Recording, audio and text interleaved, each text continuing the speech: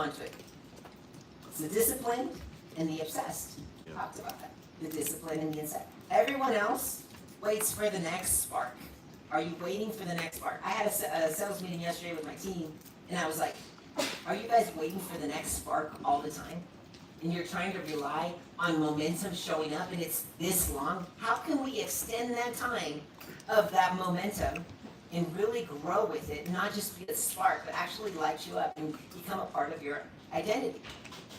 That has to do with integrity. It's doing the work when nobody's watching. It's doing the boring shit most times. Okay? All right. So, about Craig. He avoided the truth at work. He didn't want to talk to his toxic performer. You know, he knew his new manager was drowning, but he kept blaming him. You remember that part? He knew his meetings had no structure. We're going to talk about all these things and how to get those things right, by the way, just so you know. Okay? So I'm gonna go off of that. Keep putting things off. What are you putting off?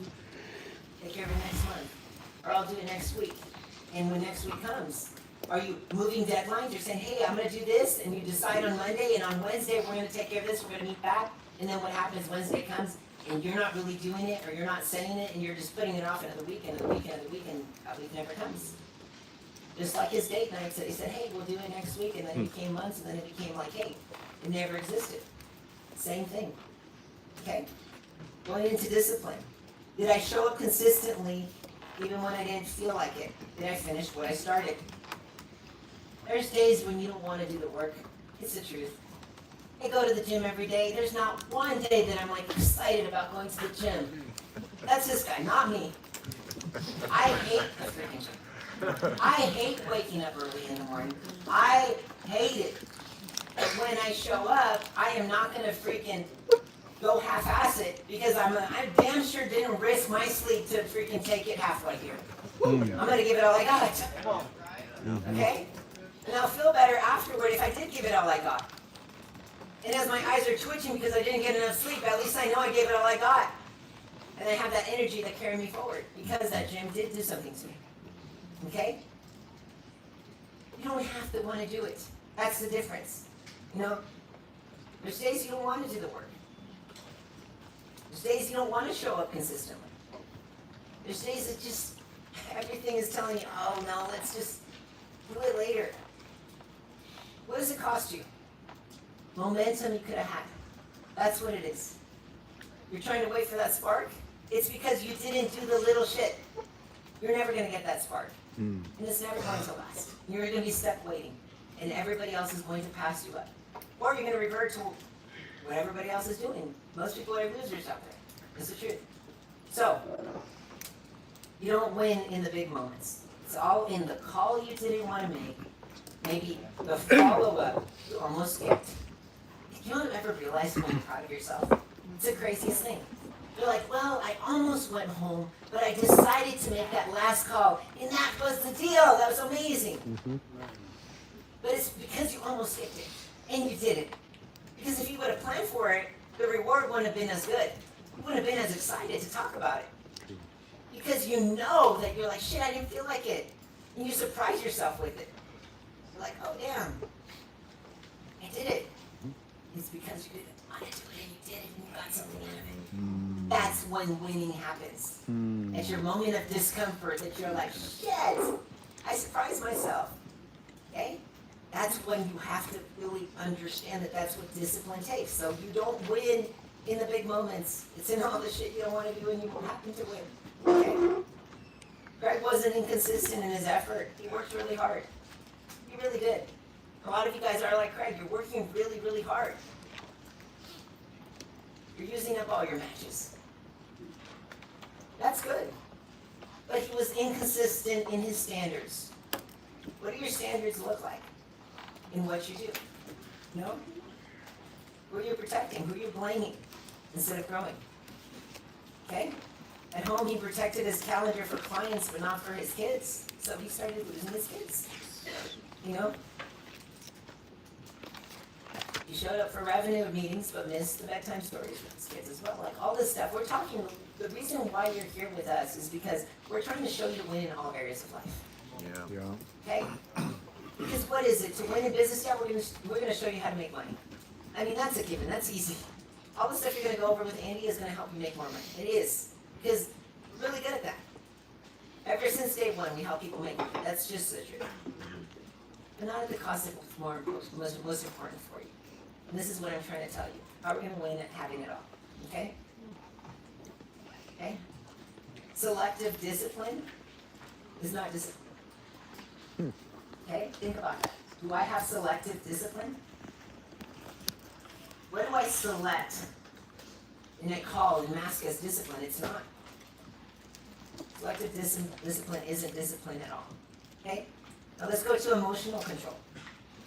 Emotional control. Did I lead the composure or react from emotion? How did I handle conflict? Where did I react too fast? Where did I create problems that discipline could have prevented? Talking about like what happened. Okay? What happens when the first person, maybe your high producer, tells you that something's going on with somebody in your team, and then all of a sudden you make assumptions that that's really going on. You don't take the time to really ask them if that's really what's happening. That's being reactive. That's emotional control right there. You should go and be like, oh no, I didn't notice that. I'm gonna go, Nick, like, you didn't notice that this is happening. Like, what's going? Is there something that I'm missing? Is there something that happened? Maybe your family, wife, your kids.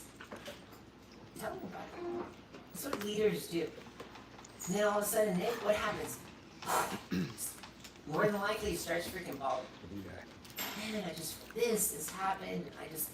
But actions that Nick is showing are not like really showing that that's really what happened. We're making false assumptions, but we don't have the freaking courage to go ask Nick what's really happening. And we could have fixed that. Because these people look up to you, because you influence them, because they want to make you proud. They feel you don't care. So, how do you act? So what happens, who you are, when you get that unexpected bill, when you get that lawsuit, when you lost your best client? Who are you? Are you reactive in that way? Okay? So in Craig's case, what happened? He didn't have to yell, right? He just leaked that stress onto everything that he touched. It filled the room before he even said a word. Do you fill the room with stress? Do people act like they're working more when you're in the room and then when you walk out they quit working? That's a problem. That's a problem. Okay, that's a sign. So when numbers dipped, his tone changed. His team learned to read his energy before they approached him with anything or even said a word. Are you that person though? They have to be careful around you. Are they walking on eggshells? Those eggshells aren't good. Okay? His family. What does his family have to do? What do your kids have to do? Do they have to gauge your mood before they come up to you? Tell you something? Oh man, I think this payroll day. Don't even talk to him, don't even look. Don't pretend like you're working. What does that look like? It happened, right? Okay? So we talk about this, okay? Emotional control. So stewardship. Did I steward my time well?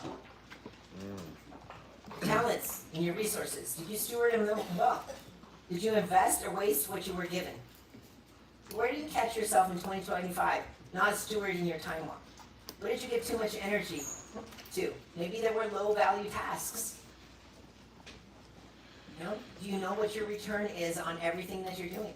Maybe you have some products that you're selling in your company that you maybe don't get as much money on, or you don't reward, or they don't give you the most reward, and that actually drain you. Think about the things that drain you. What are you doing so much of? Maybe you need to learn to diversify your day and set yourself up for success. Maybe you're going through the motions and you're not learning from them. You know, that's a problem. Okay? So where did you steward your time? There's a difference between being tired and being depleted. I live tired. I'm being honest with you. I'm tired. Andy's like, don't say you're tired. I'm like, dude, I'm freaking tired. I get it all like that every day. I'm freaking tired. But I'm fulfilled. I feel proud of myself because I'm doing things and I'm moving the needle. And that's the thing. I want to be tired. I deserve to be tired. There's a difference between being tired and depleted.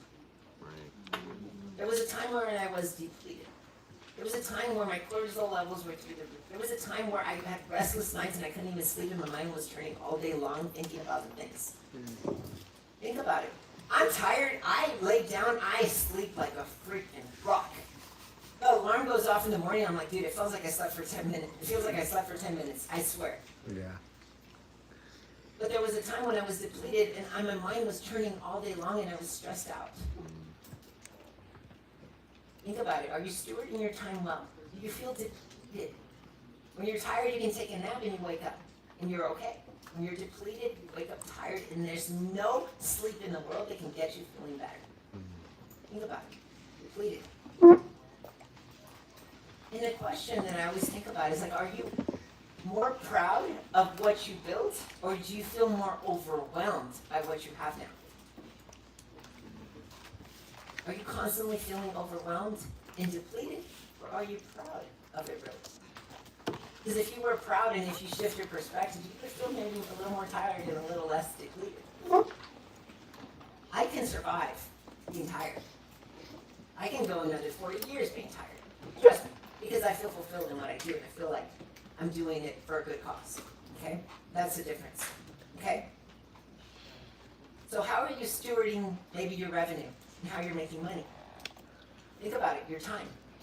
What are you dedicating your time, and is it worth the revenue that you're making? But what are you starving in order to create that? I want you to think of the other side. What's being affected in your family, in your identity, in your values? What's being affected? I want you to think of that other side. At work, do you have scorecards? Do you understand what you're doing wrong? Are you doing the busy work? Where are you stewarding your time, and is it being well spent, or is it making you depleted? That's the difference, okay? So, and the last one is accountability. Do you reward or have consequences on goals and deadlines, or do you have golden handcuffs? Accountability. I look at accountability and I'm like, yes, accountability, everybody knows the concept.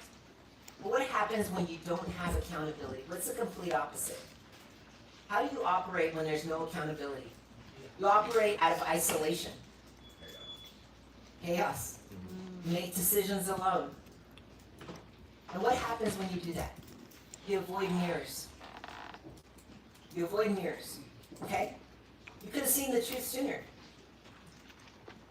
Like seriously, you could have seen the truth sooner. So when you avoid accountability, you know what happens? You say things, you enforce them too loosely. Maybe you come in and you say, hey, I'm going to start this on Monday, and then by Wednesday, people don't really do it because they know you're not going to check the work. And they're kind of like, okay, cool. And they do this all day long. Your meetings, everybody's like, yeah, let's do it. And then what happens, they walk out of the meeting and everything stays the same. Nothing ever happens. Accountability is the biggest thing in order to maintain trust from your team. It's that consistency. It's you doing it, what you say you're going to do. And that goes through with your identity as well. Like you have to do that. So as far as accountability though, you have to be around people that tell you the truth. What does your circle look like? Who's draining your energy? Or who's actually telling you yes sir or yes ma'am because you got to a certain level in your business? But they really don't give a shit, you know that. Some people have people around them that make them feel good all the time. Those people aren't going to help you grow. Those people are there probably because you pay them. Okay? Who's challenging you right now? Who's making sure that, hey, you know what? Like, who's holding you accountable when you're slipping? Think about that. Okay? Talk about drift being quiet. What's preventing you from seeing those distractions? What's keeping those distractions in front of you and be like, hey, who do you have in your life that's telling you, hey, when you say something? It's like when Andy, like in me, like accountability is huge in our house. Andy says, oh, I'm not good at that bullshit. I ask his wife, I tell him, no, that's a freaking cop-out, dude. You're just saying that because you don't want to do it. We're going to get good at this together. I'm going to help you get this way. It's like my kid coming and telling me he sucks at math. Oh, honey, don't worry about it. Don't do it. You're going to tell him that? No. They still have to do it. Yeah. Let's see what we need to do to get you good at this. But you're good at this. Empower them to grow. But don't let them freaking slack. So if you're a spouse in here and you see your spouse coming home and complaining how tired and depleted they are, and you're not saying anything about it, you're not holding them accountable. But then also if you're on the other side complaining and bitching about what went wrong at work, and you're expecting that your spouse needs to support you, the biggest question I get is, Jacqueline, how do I get my husband to support me the way he support Andy? I'm like, how are you showing up? Are you tired? Are you complaining about work? You want them to love your job when all you do is get home and bitch about everything that's wrong with it? It's the truth. That's true, yeah. Right? So think about it. What's distracting you right now from being accountable? Okay, so turn to page 8. Am I going too fast for you guys? Nope. Who's a little bit triggered? Oh, 2 people, 3 people. Okay, I'm gonna freaking start yelling and throwing shit across the room if I'm not doing my job to trigger you guys. Put a 1 in the chat if y'all can hear everything. All right. The delusional leader. On page 8. Leaders are not born, they're made. Okay? You have to be the delusional leader. People ask us all the time, hey, you have a great team. How can I get, a guy like Ian or Evan or Tommy or any of these guys that are high producers and that are freaking great and have great hearts? How can I have that? Well, if you're not the great leader for them, it doesn't matter who they are.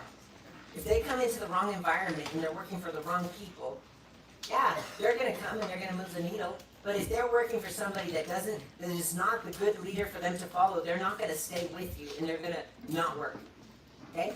So, you have to build them. You have to build them. Yeah, we hired people that have great hearts. That's the core thing. But then we're also building them to be better all the time, and they have to have the right environment, and the leadership starts with you all the time. Okay? So if you're in sales, we talk about being a delusional closer. Knowing you're going to close every deal when you walk in. Okay? You also have to think that you're the delusional leader. Okay? In everything that you do. You need to know that you're the good leader before you are a good leader. Okay? You have to plant those future expectations. But here's the other side. You don't just talk about numbers, numbers, numbers. If all you do is talk about numbers, then you're losing that connection. Sometimes you have to be that leader that's fun, that's smiling, that's bringing energy, that's easy to talk to, and do the unexpected things that happen all the time. Hey, if you're that leader that all they do is talk about revenue, if all they do is talk about making money, don't be surprised when those people leave you for more money. True. That's what you train them. You taught them to think about money. You're not teaching them on standards. You're not teaching them on being good people. You're not teaching them about caring about them. That's the difference. Don't be surprised when they leave you for more money. Yeah, so I just want to say, every single person that works in this company, we have 130 people in our company, and every single one of them moved across the country to work here. All of them, but I want you to know that all of them didn't come here for money. None of them came here for money. Matter of fact, me and Jacqueline told them that if they mention money, we're out. We want them to come here to be a part of what we're building, what we're doing. We want them to believe what we believe. And so we told them what we believe. And then if they believed what we believed, then we got together and then they became great. And I told every single person here, I said, you're not going to get paid a lot of money until you become the person that you're supposed to be. And when they become that, then they get paid. Because it happens naturally. These walls, this is a hero-making machine. I want you to understand, the leader creates the environment. Okay, so your company right now, those walls, what is it? Does it develop people? Does it make people run at higher standards? Does it tolerate weakness? Like me and Jackie are psychopaths, but we're also very loving. We cry with our team all the time. We love them. Too much. Yeah. But our team, let me give you an analogy, are our children. Doesn't matter how old they are. I love them. I want them to make a lot of money. I want them to have great marriages. I want them to do everything. See, when you become the leader we're talking about, you don't compete with any companies anymore. Because you've created a company that doesn't exist in the world. And so that's the superpower. See, everything that Jackie's talking about right now, if you guys want to get rich, okay, you want to get rich or make a lot of money, I'm guessing if you watch the way we live on social media, you also want to have a rich life. Me and Jacqueline, as the business owners, we make a lot of money. We have a rich life. And so does every single person on our team. We don't have anyone in our company that earns less than 6 figures a year. We got guys that earn 7 figures in our company, many. We're a startup company. And they love paying them. What's your excuse, though? Create it. And so this stuff that Jackie's talking about, I call this the unsexy. I really do. I call this the boring shit. No, like, honestly, like, I'm a sales guy. Shit's gonna make you rich. Jacqueline had to beat that in my head. She said, if you want to get a life we've never had, your mind's going to have to think in a way that it's never thought. You're going to have to grow up, Andy. You're going to have to mature. You still think like a child. We're always going to stay broke. We're always going to chase. If you want to stop chasing and you're ready to start attracting, I don't care where you're at in your life. This stuff she's talking about, it really is the secret. This culture, it is the secret.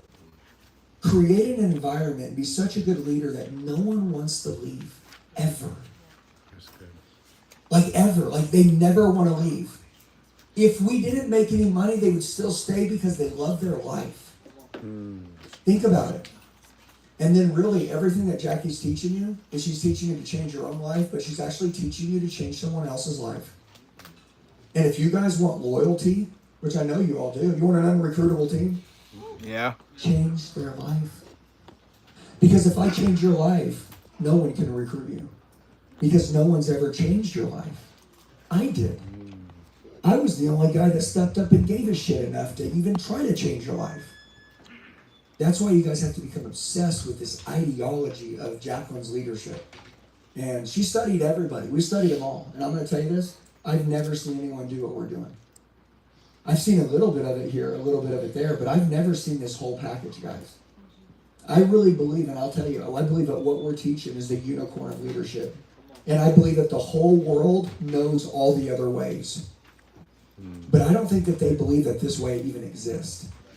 And so if we can create you to be someone that no one ever thought you could become, and we can create you to be what we've become, which is your own version of you, your own character of you, but these alignments and these values, you guys are going to freaking build something that's going to go down in the history books, okay? So I know like we're learning a lot, but I want you to remember and understand this isn't information, this is transformation. Look, you guys can all get whatever you want on Google at home and ChatGPT. In here, my goal is for you to change your eyes, to change your mind, to change your soul, and to definitely change your heart and your intentions. You know? And so anyways, I don't say a lot because her shit's like super structured, but then I'm built differently than Jacqueline, so I'm like, I know a lot of you in here are salespeople, you run in chaos and you're crazy. This is the shit that makes you rich. This is the stuff that makes your competition fear you. You build this shit, they'll fear you. Because they can't mess with you. They can't recruit your people. Their whole team lines up outside your door wanting to work for you. You think about it and for 5 seconds. Everyone on my team has an amazing marriage. Everyone on my team, if they have a child, they're a badass parent. Everyone on my team has a relationship with God. And every day we pray before every meeting. Every person is working on their physical fitness every day so they're more proud of themselves. Because if you don't love yourself, you can't love anyone else. That's right. Every person, we're helping them build a financial fence around their family. Who in the hell isn't going to line up to go work for that company? Exactly. We have business owners. Most of my guys in our company were business owners that shut their businesses down to come work for a company. You know why? Because if you can't find it, build it. Me and Jackie couldn't find it, so we built it. And everyone said it wasn't possible. Everyone said don't get close to your people. And I know Jackie will go there, but she was warned, don't get close, don't get close, don't get close. Listen, man, people are made for communion. Yes. I'm telling you, everybody's missing the freaking mark. And this is the missing piece, what she's covering. Everybody's like, I know I'm missing something. It's right here. It's right in front of your face. And if you guys will listen today and tomorrow, but especially just like listen and pay attention and be aware while you're here, you guys will literally see that today was the day that changed and shifted your entire life. Everything in it. And I know that. And some of you, though, You'll look, it'll be someone sitting next to you. They'll run around for 5 more years. And probably at the end of your life, you'll go to heaven and God will be like, dude, I had you in an Elliott event. They told you to play. Like, I got the craziest people to freaking give it to you. And you weren't ready at that time. And so it's the right message to the right person at the right time. And I really believe that all of you guys, this message right here, this is real too. This isn't some bullshit. We're living this way. And I want you to live this way. And if you're a business owner in here, I want you to live this way, but also I want your people to live this way. We don't want to get you rich. We want to get your team rich. Let's go. Okay? And if you build a big business, your business is big enough because you're going to dream in this room about doing shit bigger, that your whole team can also have their dream in your dream. See, that's called creating something that the world has never seen. Okay? So I know Jackie's got a lot to teach, but I just want to make sure that for the people that have like retarded minds like me, that like can understand what's actually happening. You don't talk like that. Sorry about that. Okay, so thinking about that, like, who are you? Like, we talk about, do you laugh at us? Do you smile? Do you have a good time with your team? Like, seriously, does your team want to follow or be like you? Like, really, those are questions. When your people are struggling, who do they go to? Like, Andy said something, we're like their parents, we really are. But we have a way and we have a relationship with their whole entire family that if we know that somebody comes up to us and we know that something's going on, we look at their eyes and we're like, man, you know, you're off. That's how close we are. Like, we're super close. Like, we're like, hey, you know, what's going on? Like, we stop in our talk and we talk to these people and we really know what makes them tick and what makes them like sad, all of that. But we have that relationship. Someone tells us, hey, you know, I'm having a problem. Wouldn't you want to be that person that they come to you with a problem that you can just basically be like, hey, you know what? This isn't real. Like, go apologize to your wife. Go talk to, remember, we have a teenage kid that's a problem or that's rebelling. And remember when you were 15, I remember when I was 14 years old, I was going through the same exact thing. You need to tell them that, hey, this is stuff that is normal that people go through, but like, this is what you need to do, and this is why this is important. Man, like, listen, like, you've got to go talk to him. You know, and then come back. They come back different. They're like, man, this guy, you know, he really cares about me. Cares about my kid. They'll work harder. They'll give you more blood, sweat, and tears that will be more intentional. And then you could just give them some advice, and they have somebody to talk to. They're going to come back and fired up and ready to freaking take over and win. Sometimes you have to interrupt them in their tracks and get whatever they have in their minds out of them. A fight at home. Go apologize to your wife. Go tell her you're sorry. She doesn't mean that, she loves you, man. Instead of, man, I know, I went through that with my wife. And then go through that for the freaking week, a month, weeks, divorce sometimes. And what happens to them there? No, go apologize to your wife. Take freaking 30 minutes. Go say you're sorry, come back later. And then what happens? They're freaking fired up.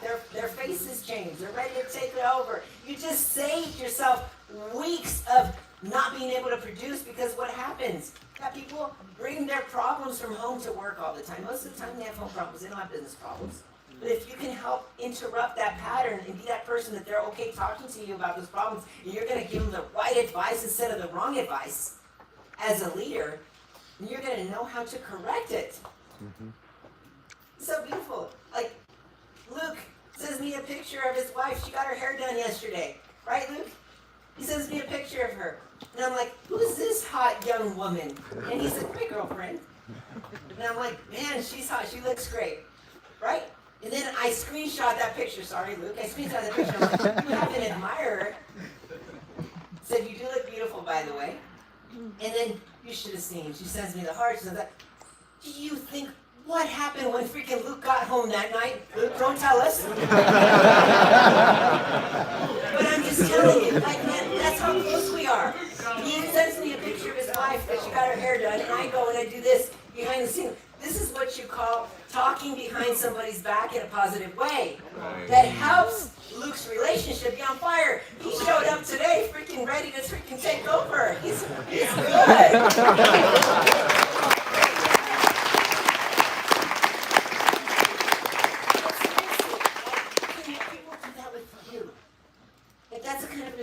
You need that moves the needle. I know Luke is going to be freaking on fire for the next freaking week or two just because of that. It's crazy. Right?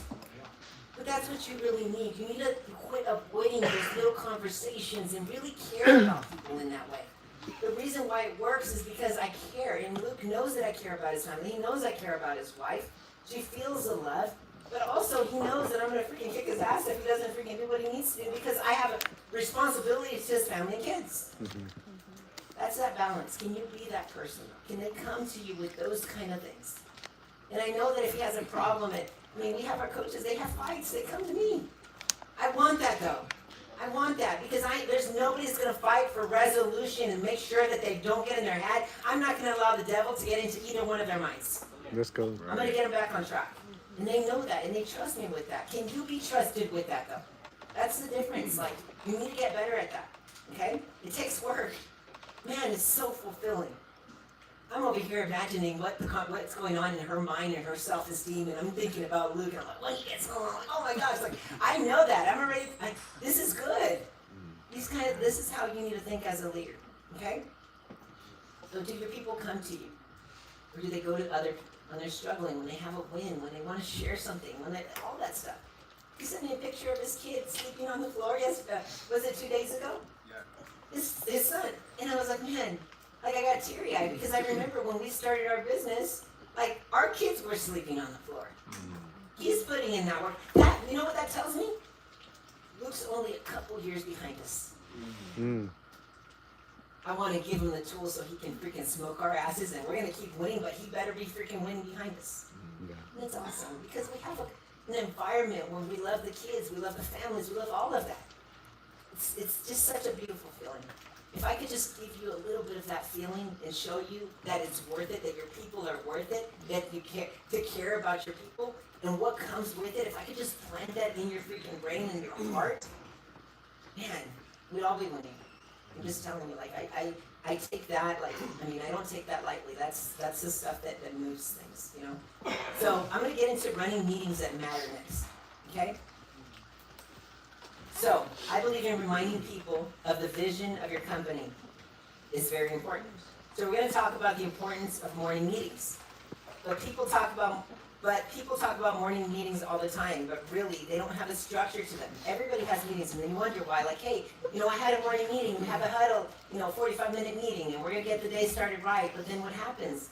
At noon, at 2 o'clock, everything kind of dies off. It becomes a country club.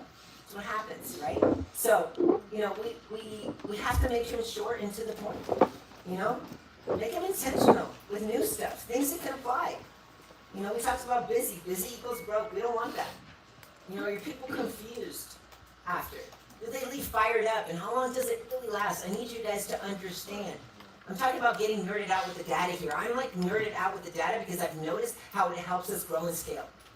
And if you really, really want to be a student of this leadership shit and everything else you do in life, you're going to have to freaking nerd out on what's working and what's not working. That's true. Okay, so if you're having morning meetings and you notice that, hey, you know what?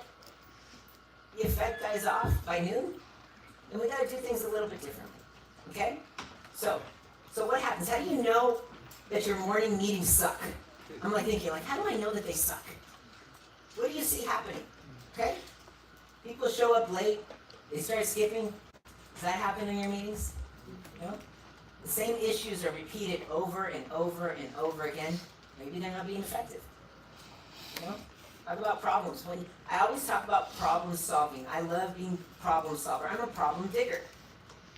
But when they're the same problems over and over and over, then there's a problem, right? Use your problems to learn from.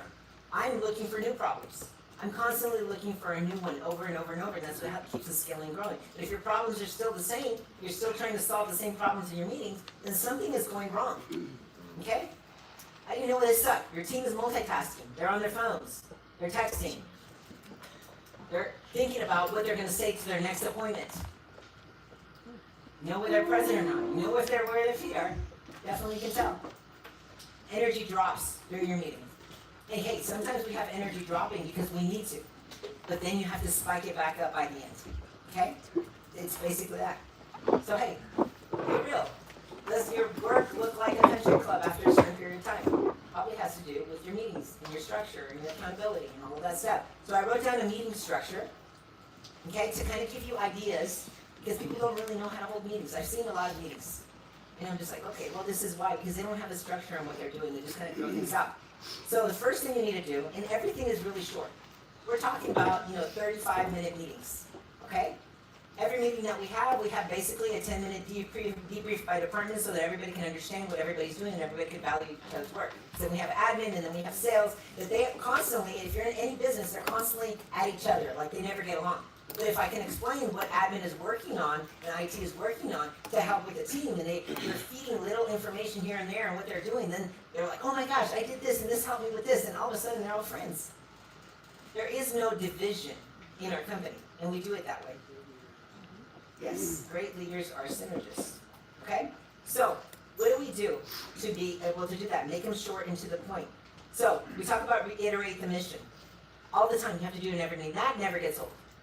But people have to feel like, hey, your mission, they are included in that mission to win themselves as well. Do you provide a place of work that if somebody has a goal or a dream that they actually can get it?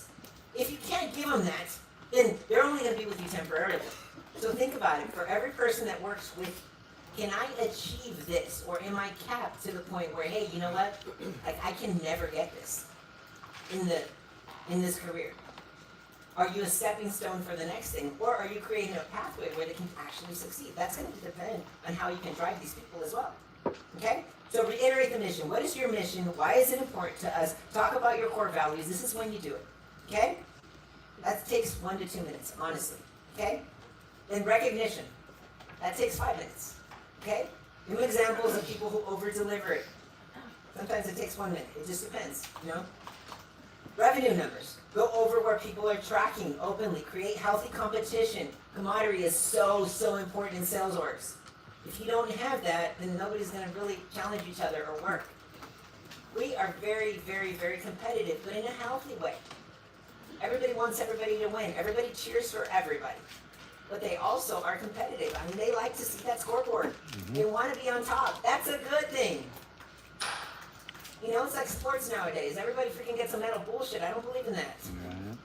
Shouldn't be that way in your teams either, okay? So, revenue numbers. Go over where people are tracking openly. We talked about that. Okay, offer help. What do you need to hit your numbers? Show you're paying attention. But offer help to your people in that.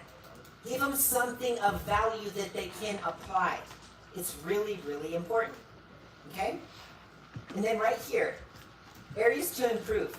Do this in the middle of your meetings, please.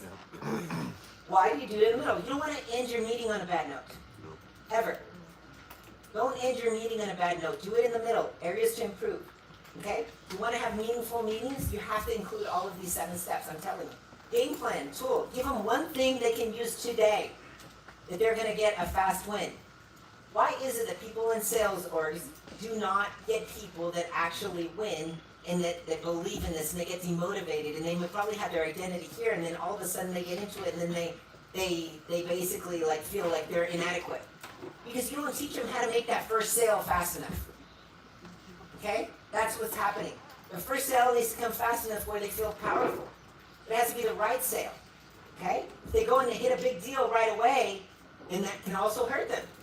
Okay? So you have to teach them how to win in a very productive way while you think about, hey, how are we going to repeat this over and over, right? So you have to do that. But give them one thing they can use today.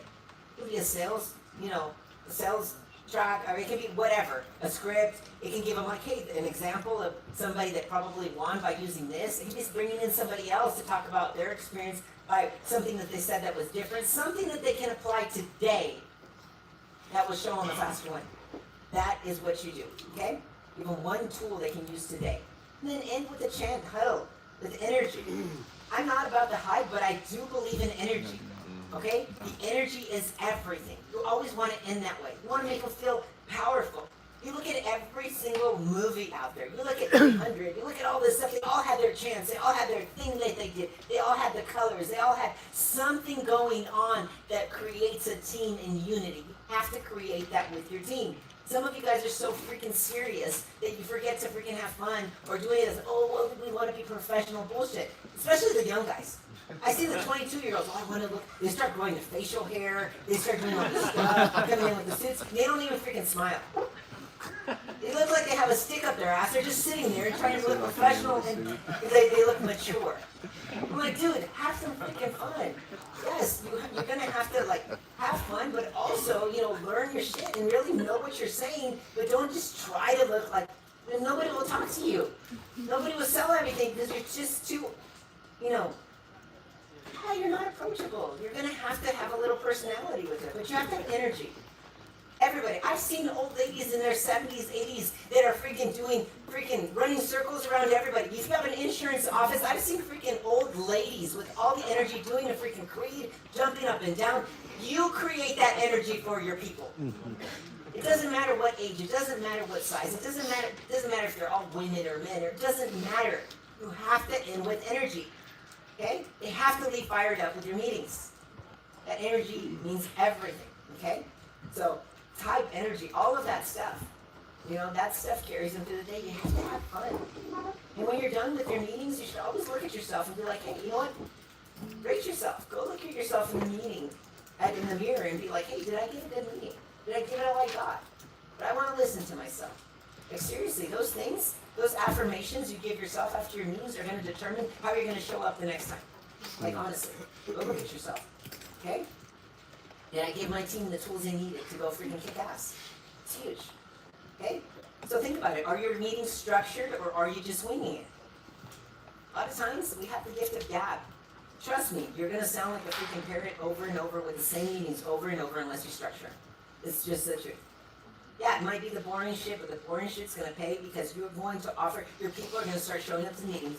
They're not going to eye roll. They're not going to be yawning. They're going to go on fire. You're going to see it in the revenue numbers. It takes time. Yes. It's freaking annoying as shit to come in prepared and structured. It might take you an extra, 15, 20 minutes at night to plan your meeting for the next day. But if you show up this way, I promise you it's going to give you results. It will. You will grow. Okay? So, think about it. This motivation, and it's not motivation, just wears off. It always does. Okay? So, when you look at this, the weekly communication rhythm example. Okay, so if you really want to know what to really talk about, you always have to have that structure of those 7 points to have a meeting. Short and to the point, but just move through those things. Okay, weekly communication rhythm examples. Okay, so let's just say Monday, you want to kick off the weekly kickoff, goals, vision, alignment. These are just ideas. Tuesday, maybe use skill training, role play techniques, things like that. Wednesday, product knowledge, maybe do a deep dive. Thursday, department updates. Everybody sees how they can contribute to those things. Friday, wins recognition, weekend mindset, and celebration. Now, in these parts of the 7 things, like maybe sometimes you're going to stretch little areas right there because you're integrating something a little bit different, but that makes people keep coming to your meetings. They don't want to miss them. Okay, you're keeping them entertaining. You're giving them something of value, something that's going to help them grow. Okay? So think about how are you going to restructure your weekly, rhythm in your teams. Who on your team do you need to rely on to bring something different? Maybe you need to have some people speak.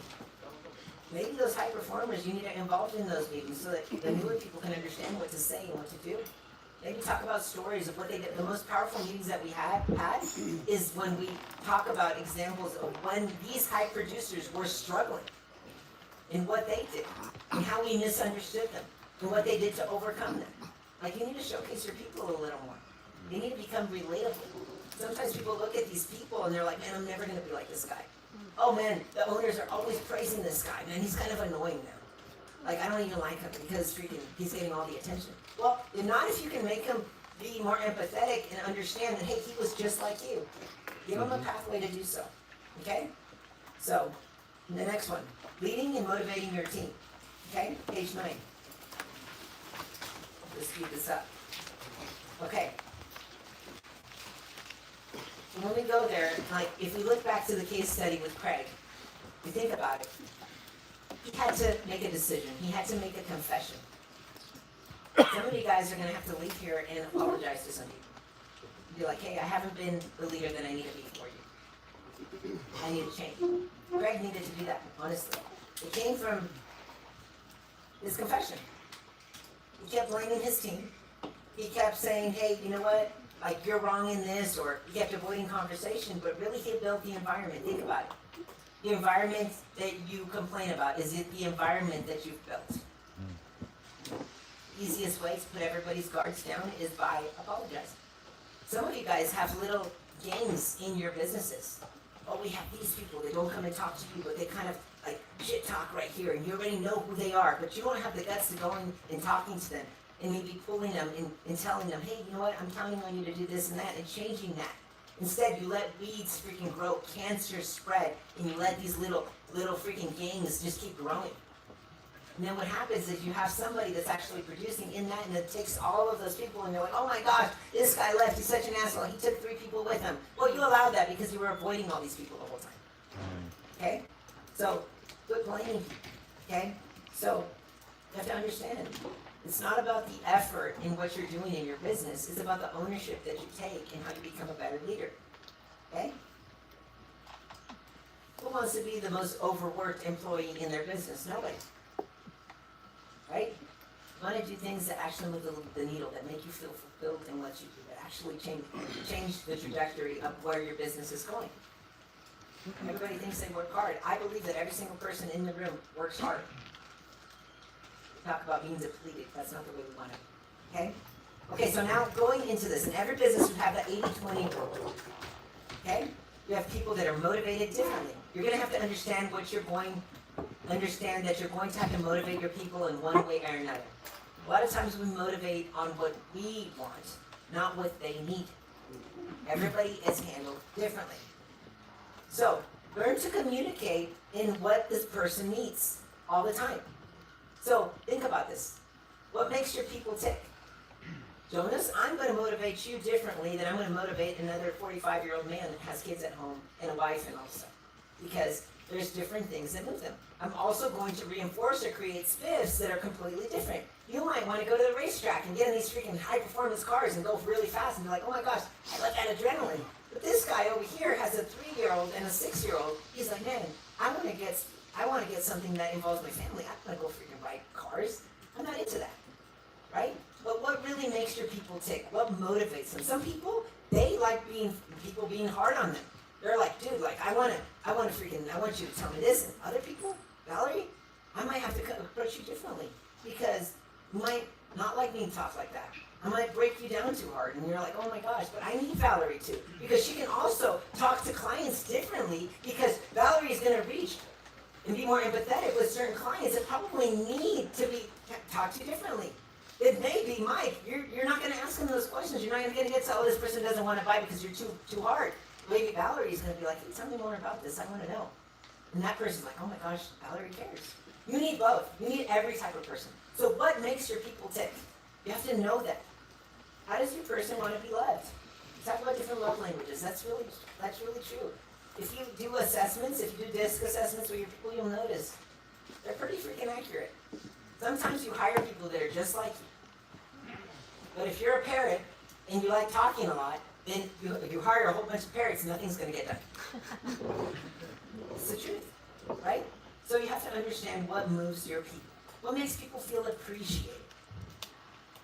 So as you're thinking about your people and names are coming to mind, think about who needs belief, who needs to be challenged, who needs mentoring, who needs to have a deeper relationship with you.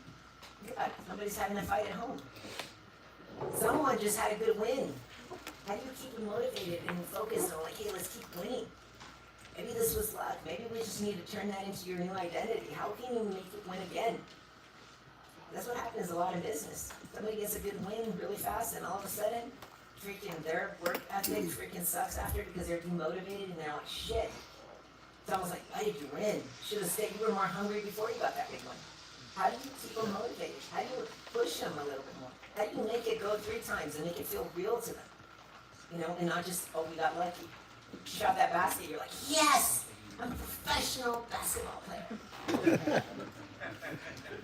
It doesn't happen that way. You have to shoot again, and again, and again. And once you make freaking 20, 30, or 40 in a row, you're like, oh shit, I got something. Pretty good. That's what life is about, right? Great win. Someone arrogant and entitled. How do you deal with them? Somebody that's unmotivated. Somebody that's not scaling, that has been stuck for long enough, and they're not growing. They're staying stuck the same. You know?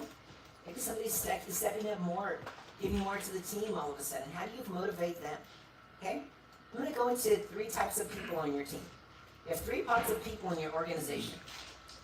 I want you guys to really understand how this really works, because this really helped me understand. People get motivated in 3 different ways, okay? There's positive reinforcement, there's negative reinforcement, and they're those people that are self-led. Now I want to go over this because it's really important, and I've learned this in leadership because we drive our people really hard, and we get results from those people. Now the best way, obviously, is positive reinforcement. People are motivated by praise. Hey, good job, keep that momentum alive, you're doing good, they want to make you proud, it's amazing, that's good. That's positive reinforcement, it's really good, okay? And you want to make people feel needed, which is great. If they're the right people. If they're the wrong people, and they're like people that like say, hey, you know what, they'll hold you hostage with that good job, okay? Then there's negative reinforcement. What does that mean? Negative reinforcement is very effective as well. But you have to be able to paint a picture for those people. We talk about leading with the heart all the time. I'm very, very hard and direct with a lot of our people, okay? If I take my heart out of this, and I'm just direct, and I drive my people in that way, I am just the bitch. Okay? You take the heart out, you're a bitch. You have to plant and show them what you foresee in them and what your expectations truly are. So you might feel like you're nitpicking on certain things, but they also are correcting and they're reporting back to you. And you're giving them feedback. And you're telling them, hey, yeah, we're getting there, that's great, but this is still wrong. You still have to reinforce them negatively by telling them what they're doing wrong. So these people are motivated by criticism. Hey, you're better than that. And they want to prove themselves. They still want to prove themselves. And they believe you because you know that there's a better version of them on the other side. Okay? You guys are going to have to get really good at negative reinforcement if you want to be a good leader and drive your people. Now, there's that self-led. Self-led is great. You have people that don't need to be micromanaged. Everybody wants a person that they don't want micromanaged, right? This is very sexy. It's attractive. But it's also dangerous. Okay? You can have somebody that's self-led, that's super motivated, people do their own thing, then they'll underperform eventually, okay? Every single person that's left in the middle to do their thing will eventually stop working if you don't show that you care, or if you're not constantly doing random checks on what they're doing. If you don't show that you have an interest on what it is, they will quit working. It's like having a leader that has leadership capabilities and you basically put them on the same spot and you're like, oh, well, I don't really have to. Then eventually they're going to quit. They have it in them. Same thing is with these people that's left in the middle. So if you think about it, you know, they think their self-led people are left alone and then they're going to move the needle. Yes, they might, but it's going to be temporary.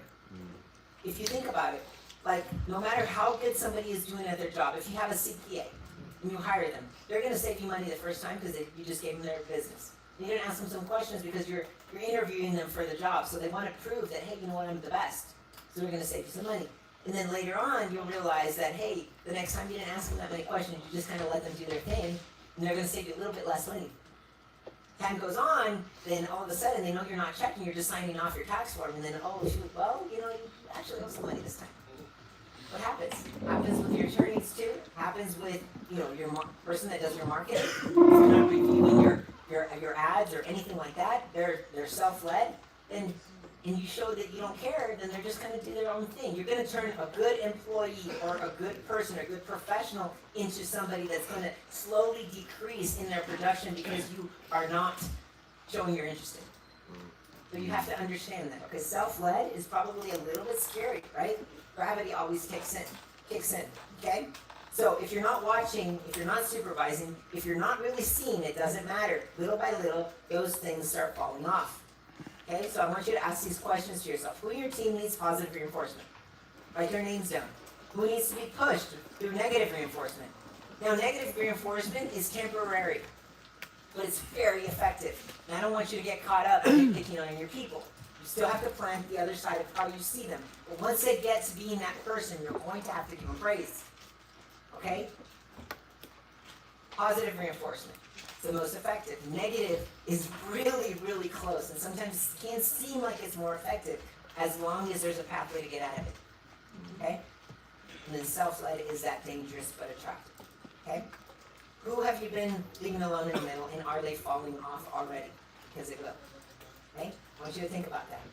And think about in your business, who is seasonal and who is not. Sometimes we're attracted by those high producers or those people that, you know, demand the most attention, and sometimes they are seasonal, and you know it.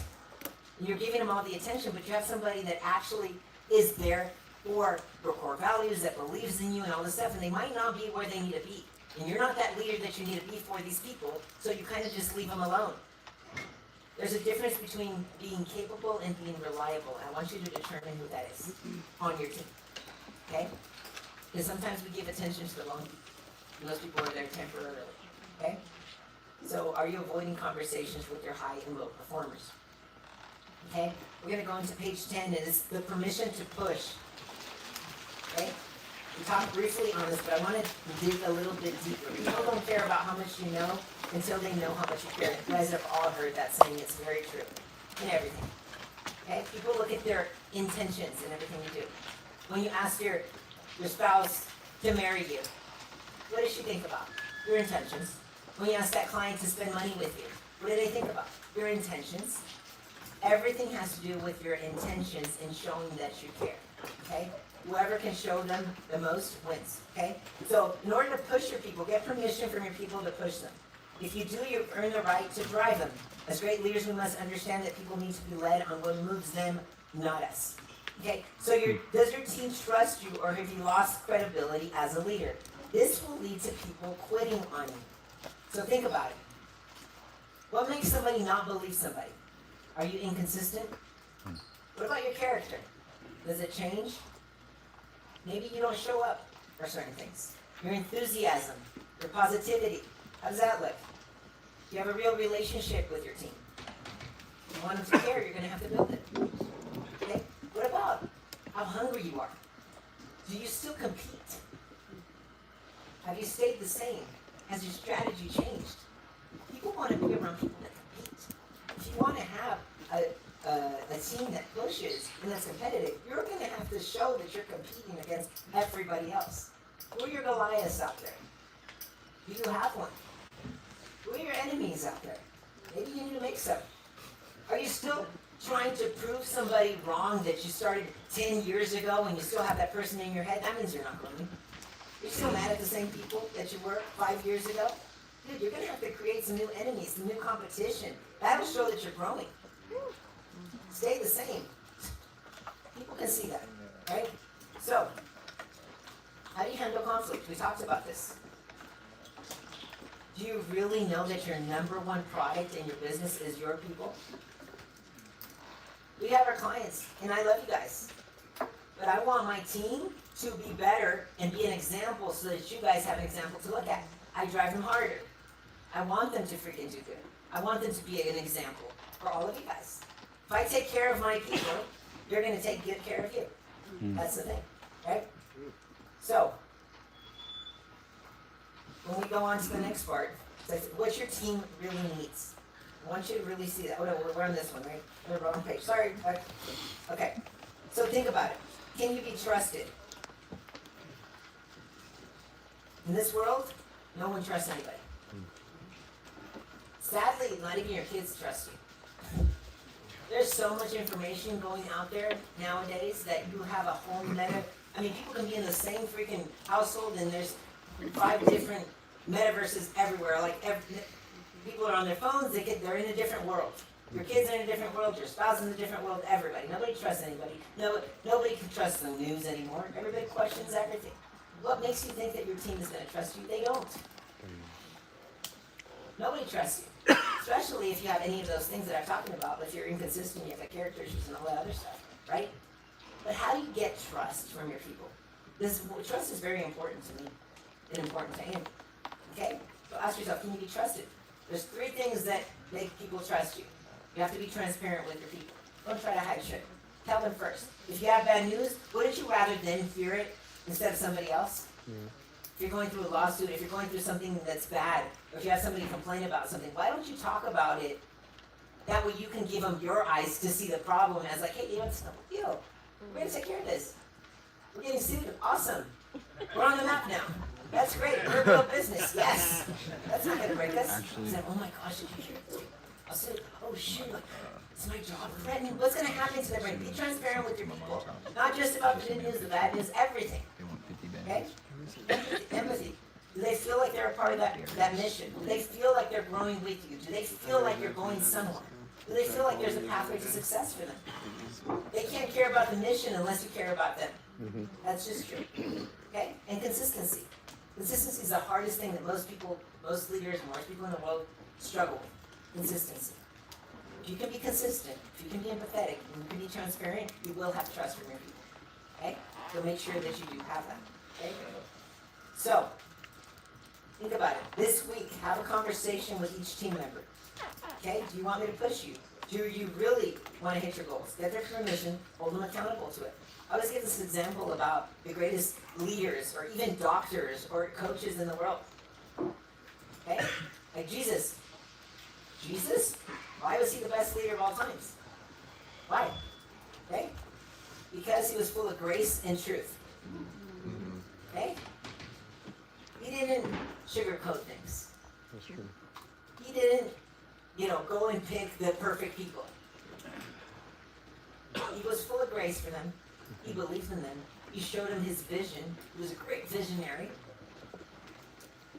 They joined him. But he also called them out. He called them up. If I were a doctor, and John, you had an issue, and you came to me for that issue, and I'm like, man, well, John, he has this problem, he's sick with this, but I'm not going to tell him. Imagine when he gets home, and his wife and his kids, and I just don't want to ruin it for him. I'm just not going to tell him he's sick. Does that make me a good doctor or a bad doctor? That's you as a leader. You're going to have to learn to be direct with your people, but you're going to have to care. That's why Jesus was the best leader of all time. He cared. But he also was direct. Okay? So think about it. What do I need to change in order to make that happen? Okay? So, scorecards are non-negotiable. If you have a sales team and you don't have scorecards, you're missing it. You're limiting the growth in your team. Your team loves accountability. You guys can probably laugh at that one. Okay? They'll never admit it. It's the truth. But they will love it because they'll see measurable results in their growth. If you don't have accountability checkpoints, they're just logging stuff randomly. Okay? That's what's happening. Since no one is holding them accountable, they will get sloppy and conservatively lose 40% of deals. That's huge. That's a huge amount slipping through the cracks because of negligence of not tracking or having scorecards. It's just the truth. You don't have scorecards if you're a business owner. Or if you're not even a business owner, if you don't have scorecards for yourself and see what you're doing wrong, and what you need to increase activity on, and how you need to get better and where you're failing, if you're getting the same objection over and over and over again and you're not learning from that objection, what are we doing here? You're not being coachable, you're not learning. You gotta get better. Okay, so you have to learn that scorecards are so, so important. Okay? So in Craig's case, if he didn't track, what's happened? He didn't know where anybody stood. He couldn't coach him. He couldn't get better. He was expecting things. 40% is very conservative, by the way. You're losing way more than 40% if you don't have scorecards of your business. You might get lucky. You might be able to manage maybe a few people, maybe 5 people. What happens when they turn into 10? What happens when they turn into 20, 50, 100? You're screwed. Okay? So you have to make sure that you know that. Okay? All right. So, what do we track, if you ask me? What do we track? Activity metrics, calls made, presentations given, follow-up completed, conversion ratios, lead to close percentage, call to appointment percentage. You guys probably have standards and be like, hey, I need you to make 100 phone calls a day, or I need you to make 200 a day. I don't believe in that. I'm like, hey, if you know what their closing ratios are on the product that they're selling, on the leads that they're taking, then that is going to change. If you're making 100 calls and you're getting 10 sales, and you should learn, hey, how can I get 12 sales with 80 calls? Or how can I get better along the way? How can I prevent, like, oh, maybe I didn't even get to the point of getting to overcome their rejections. How can I get this better? How can I move along? How long was the duration of my phone calls? What am I saying? What percentage am I talking that I probably need to be quiet and probably get some more feedback from the customer? What am I doing along that, to get better? Okay? Conversion rates, lead to close appointment. Product mix, are they selling everything or just one product? What kind of leads are they getting? Are they understanding? Are you battle testing them? Revenue versus goal, where they are versus where they need to be. Pipeline health, what's the funnel, what's staged, what's stuck, okay? If you're not tracking any of this stuff, you should. Okay? I'm gonna move on to the next page because we're running out of time. Okay, the leader that people love to follow. I mentioned this in the beginning. My goal is to be the leader that people love to follow, not because of a paycheck, not because they have to, but because I earn the right to be their leader and they trust me, and because they're growing because of me. These are men and women that I have the responsibility to grow. Not just them, but for the people that they love. Okay? So, how do you become a leader that people love to follow? Notice, I said leader that people love. I didn't say that people love. There's a big difference between a leader that people love to follow than that people love. I don't necessarily want to be the person that people love. I want to be the person that people love to follow, because I'm setting that kind of example. Okay? So, what does that look like for you? Okay, what does your team really need? Okay, so I looked at this and Forbes did an interview of 4,000 people. Leaders said that they needed finance and technology. When they asked all these people, there's 4,000 people in the room, there's only about 200 of them that were actual leaders, everybody else was an employee. And all the leaders said that they needed finance and technology in order to grow and scale their businesses, in order to be better leaders. That's what they said they needed. The employees said something very different. This is when we talk about what you think they need versus what they really need, okay? 80% of the leaders said they needed to get better finance and technology to become better leaders. It says, but when they asked their employees, the people that work for them, none of them said that. They said the leaders needed to increase their leadership skills and emotional intelligence. Going back to the basic, guys. A lot of times we're looking for the new tool that's going to save the business. And guess what happens? You're training your team to look for the next tool to save their sales strategy or this and that. They're constantly looking for the next new thing that's going to be implemented. And what happens is if they're not using what they actually need to get better, all the resources. And as a business owner, you're like, oh shit, they have this, and that, and they're just waiting for the next shiny object. That's the same thing you're doing. What are you training your team to do? Right? So, they needed to paint a better vision and understand their people more. How good are you planning the vision to your team? Do they really feel it? When you close your eyes and you think about the vision and what you want for your people, does it make you emotional? Can they do the same? Do you get emotional? That's when you know it's real. If they're just freaking reciting something or just looking at core values on a wall, that means nothing, guys. That means nothing. Does it make them emotional? Do they feel like they can get there? Okay? What leaders think their team need doesn't necessarily align with what they want. Okay? So if you think about it, your team members feel valued, inspired, and empowered, or do they feel uncertain, micromanaged, or unseen? So if you think about a leader that you love following in the past, why you love following is because of those three things. You probably felt one of those three things, if not more. You always felt valued, you always felt inspired, you always felt empowered. Are you giving that to your people? Okay? When you were a regular employee, you said you had the position, you had the job, you had the business, you're like, man, I'm never gonna make my people feel this way. I'm gonna prove to them why. When you start your business, you're gonna be like, I'm gonna over-deliver and be different in the competition. Why are you better? Because I do this, and that. Because I truly care. And then what happens? A little bit of success paralyzes you. And you forget. And then all of a sudden you become like everybody else. Okay? And that's the thing. You're going to have to put your people first in order for them to put you first in your business. Okay? I would say, I would never say that to this. Bullshit. It's happening all the time. I see people all the time. But how do you make them feel? Okay? Why is that relationship wearing off, that newness wearing off? Because we forgot to make them feel valued, inspired, and empowered. Okay? So quickly, we have a couple of case studies and then we're going to end this, okay? I'm going to go really fast on this, okay? I'm going to talk about high performers and culture. Okay, not every top performer is a cultural fit. Not every cultural champion will deliver immediate results. As a leader, you must balance these dynamics carefully. So we have a case study. It's Amy, the toxic producer. Okay? This is a section where, like, Craig forgot what was at stake. It was the 18 families that were depending on him, right? You have to really look at your people and think, my people eat based on how I lead and how I handle these types of people, like Amy, the toxic producer. Okay? So, Amy, the toxic producer. Amy has been with you for 5 years. She generates 25% of the team's total income. When it comes to numbers, you can always count on her. She hits deadlines, makes calls, closes deals. But here's the problem. She rolls her eyes in meetings when she even bothers to show up. She skips team activities because she thinks she's above them. She's negative, selfish, and the team resents her for it. It says other team members have started coming to you frustrated. The culture is suffering, and everyone knows why. You've talked to her, nothing changes. Now you're at a crossroads. If you let her go, it will take at least 5 people to replace your income. But if you keep her, what message are you sending your team? This is a case study that makes everybody uncomfortable.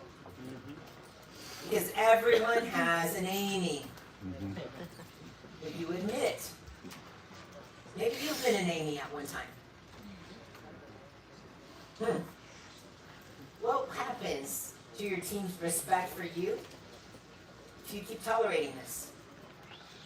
Ask yourself that. Talk about golden handcuffs. They're watching you. They see that Amy gets away with murder. They see you don't say anything. They're like, oh, but Amy, she produces. We're not producing like her. And then you start putting those handcuffs on. So what happens? Okay? If you ask yourself, what would you do with Amy? And I'm not going to go too deep into this because I'm over time. So what would you do with Amy? Is her production worth the culture that you're destroying? And what happens to your self-respect or how people respect you if you keep tolerating this? Okay? That's what we call the golden handcuffs. Okay? Those are golden handcuffs. Now, there's 2 different ways of golden handcuffs, and I'm going to talk to you about, but I'm going to go on a little bit further and do this. I just need like 5 more minutes. Is that okay? Okay, so I'm going to give you another case study. But I want you to identify who Amy is, because there's always an Amy. Okay? And if you lose that Amy, which will eventually you'll lose anyway, what's going to happen to your business? Is it going to collapse? No. Or is it going to survive? It'll survive. Okay? You gotta be prepared for that. Okay, so I have Marco here. Are you failing? Are they failing you, or are you failing them? That is a question. We're talking about leaders here. Marco was hired 6 months ago. Great interview, high energy, hungry. He reminded you of yourself when you started. Some of you guys have hired that guy. You're like, man, he's gonna kick ass. And then all of a sudden, he's not quite like you. Yeah? Now he's struggling. Numbers are down, confidence is shot. He started to make excuses. You're frustrated. You thought he had more in him. But here's the truth. You never gave him a structured training plan. You told him to shadow the top guy for a week. How many of you guys have done that? Be honest. Yeah. It happens. I think you guys don't like raising your hands. So, did you guys work out like super hard? That it's like right here? It's too heavy to lift. I guys see that. Okay? Definitely tell. Okay? So, you told him to shadow the top guy for a week. You never set clear KPIs. He doesn't actually know what good looks like. You never gave him the tools. He's been winging his presentations with outdated material. You never had a real one-on-one. You assume he figured it out like you did. Says he's not lazy, he's lost. And he's lost because no one showed him the way. Okay? This one here, the problem is usually the leader. He came with the right intentions. He came because you saw something in there, but somewhere along the lines, he faded. Faded because he became overwhelmed, he became unclear, he started doubting himself, and now we are fighting not only with Marco at his production level, but also his identity, which is even a bigger fight. Okay? So what did Craig do in order in that road difference?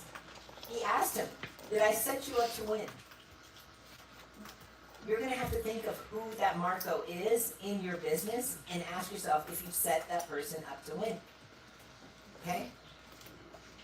And even if you're not a leader yet, if you start helping people that are struggling in this way and showing what you're doing as a person that kicks ass, people are going to start to notice. And you will be in that position very, very soon. Okay? So think about it. Did I create an environment where people can succeed or not, and I'm just waiting for them to change, and they're not getting it?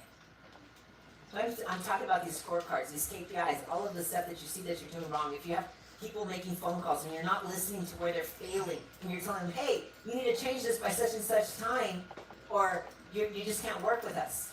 Or you're just ignoring the facts and letting them stay the same, which is another form of handcuffs as well, because you're avoiding the conversation. That's a problem. Give them the tools they need to succeed. Okay? So reflection questions. Is he failing you or are you failing Marco?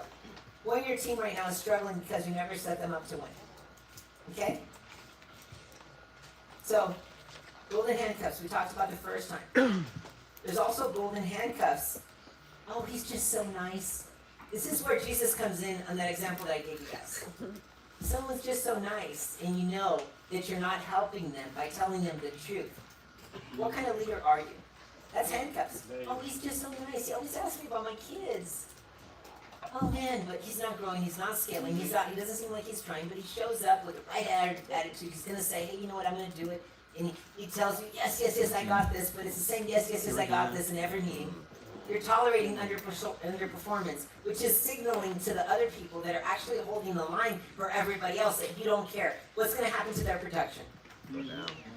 They're gonna suck too. They're gonna leave because there's no standard there. That's also golden handcuffs. In this case, Marco needs help. You need to step up as a leader. You need to show him what winning looks like. But also, if there's somebody that's underperforming and you're just not confronting that person, that is golden handcuffs as well. You're hurting that person. Let them go somewhere else. Let them build wings. Let someone else help them in a way that you can't. Okay? So that's the thing. Okay? Before you let someone go, true leaders look at the problem and look at themselves first. Before you get rid of somebody, are they really working? Are they doing busy work?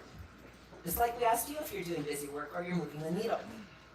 Or is busy work, or are they doing busy work that's not productive? You're going to have to identify it. You have to coach them through it. But if they're just freaking not coachable, think about that. What are they doing? Do they have the tools necessary to do their job? Have you paired them up with somebody else who has more expertise? Have you explored a different position where they might excel? Sometimes in our business, we've hired people for sales and we've moved them 2, 4, 5 times until we figured out what they were really good at. Because we have the opportunity for that now. We've moved people to admin positions, to media, like all these different things, and they freaking kick ass and they shine. If you have the ability to do that, don't keep somebody in a position. If you don't have that ability, then you need to exit that person, let them grow somewhere where they're not good salespeople, don't put them in a sales position. I'm just saying, but sometimes you're going to have to explore and see, and if you have the ability to give them a different opportunity, or you can give them a better identity and not feel like a freaking loser because they're just not good at that, and you're giving them all the tools necessary and they're not growing, then explore a different option for them. You have no idea what it feels like for like a man that's a high producer to be in a position where they're not growing and scaling, but they are giving it all they got and they can't just grow because they're just not meant to do that. Let them go somewhere else. It's a disservice if you're holding somebody back, if you're trying to, to figure it out, but you're avoiding that conversation at the same time. Really step in and lead.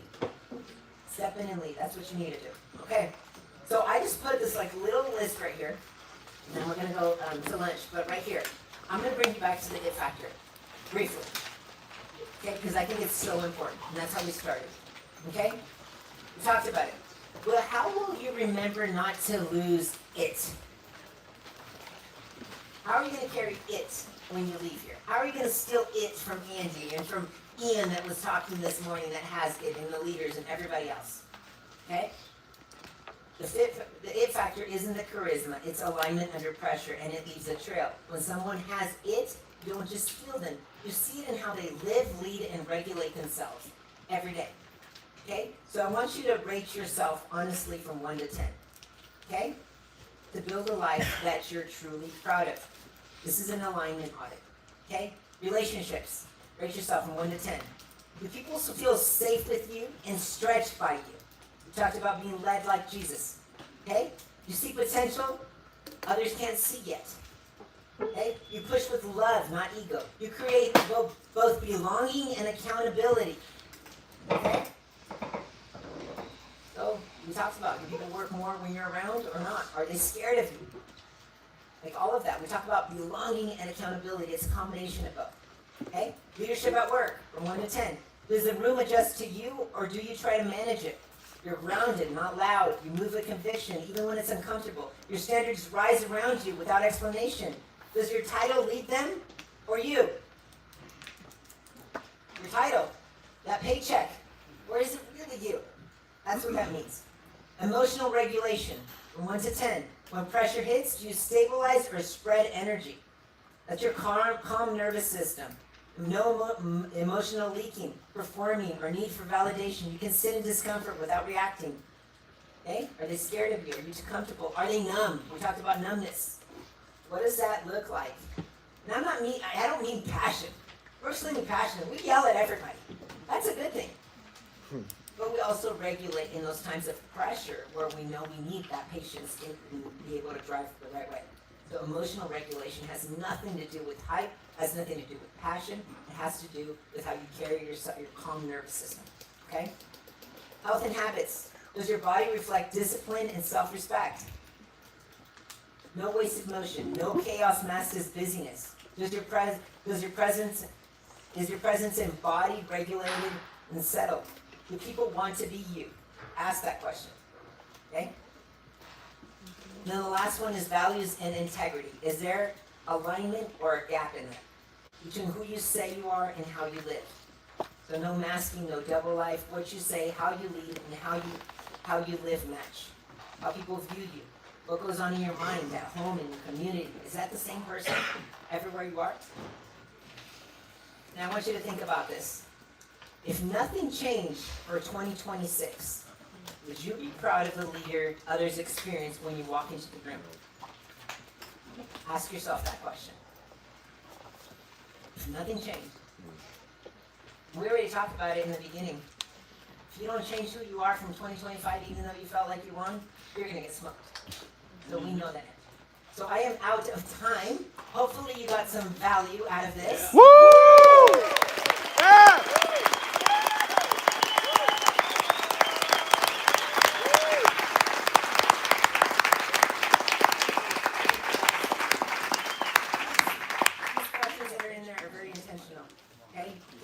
Home, work on it, and really answer with the truth. Only way that you're going to be able to grow is by looking at yourself in the mirror and really being coachable, so we can be the best leaders in 2026. And we're going to hold your hand along the way if you allow us to. Yes, and let me tell everybody what to expect for the rest of the weekend. So, CEO, VIP, go upstairs, we eat lunch. No. We'll handle it. Oh, you got it? Yeah, a little bit different. Oh, good. Okay, awesome. Talk about tomorrow and then. Let's talk about the workout today. Workout and then. Is that cool? Tomorrow. Yep. Okay, so we believe in beating the quitting mind. Does that make sense? Yeah. And so there's the gym, there's lots of things to do to get healthy. But this thing right here, the gym saved my life. Really did save my life. It saved my mind. And so when you do hard things, your mind rewires. It's the way it works, just so if anybody wants to know. Information will rewire your mind. Doing hard things will rewire your mind. And I like to do them with people that I love, and I like to do them with people. I call that the brotherhood. I call that the family. That's how we roll. That's our language. That's the Elliott language. And so at 4 o'clock today, we're all going to work out together. We love it. And I don't care what kind of shape you're in. Some of you haven't worked out your whole life. Some of you work out every day. It doesn't matter. It's about doing it together, and it's about beating the quitting mind. That's awesome. So at 4 o'clock, we all work out of here. It's awesome. It's good weather, guys. It's really nice. You go outside, it's 80 degrees right now. You know what I'm saying? So it's 4 o'clock. Sun goes down at 5:30, so you're working out. Sun's going down. You're getting some sun. It's cooling off. Arizona sunsets. Yeah, it's freaking beautiful. And then we'll kick butt tomorrow. We launch back 9 a.m. We'll smash it. We go all the way to 5 o'clock. I promise you tomorrow is going to be awesome. Jacqueline, we wanted to start with her because a lot of people teach sales. Who's in sales? Raise your hand. A lot of you guys. They teach sales first, and then they think when you get good at sales, then they'll teach you leadership. Yeah. It's actually leadership first. Right. They shouldn't allow salespeople to sell anything until they learn how to lead someone. Right. Because no one's going to look up to you if you don't know how to lead yourself and if you don't know how to lead someone else. And then they should talk about how to sell, influence, persuade, frame, overcome, stuff like that. And so I wanted to start with Jacqueline because the most money you'll ever make, the greatest, scarcest resource on planet Earth, it's scarce, is leadership. And if you want to be valued, which is how you make more money, you become a leader. So it's very simple math. You become a leader, it's super valued, you get paid the most. That's it. So we started with this, and then also me and Jacqueline have goals of, helping people build big lives, make a lot of money, become important, and honestly be impact players in the world. So I think leadership is so important, and if no one's talking about leadership, honestly, it's like it's never going to develop you. So Jacqueline's the best at it. She's my teacher. Like, I love it. I always tell people I'm female trained. Like, what does that mean? That means Jacqueline's intuition is really dangerous. That means you should know how to take out the trash then, I know how to take the trash out. I do this in You're there. great at that. Yes. If you come to the couples mastermind, I will tell you Oh, I know. everything that I learned that. Yeah, I'm a veteran now. Yeah. I'm a year into this deal.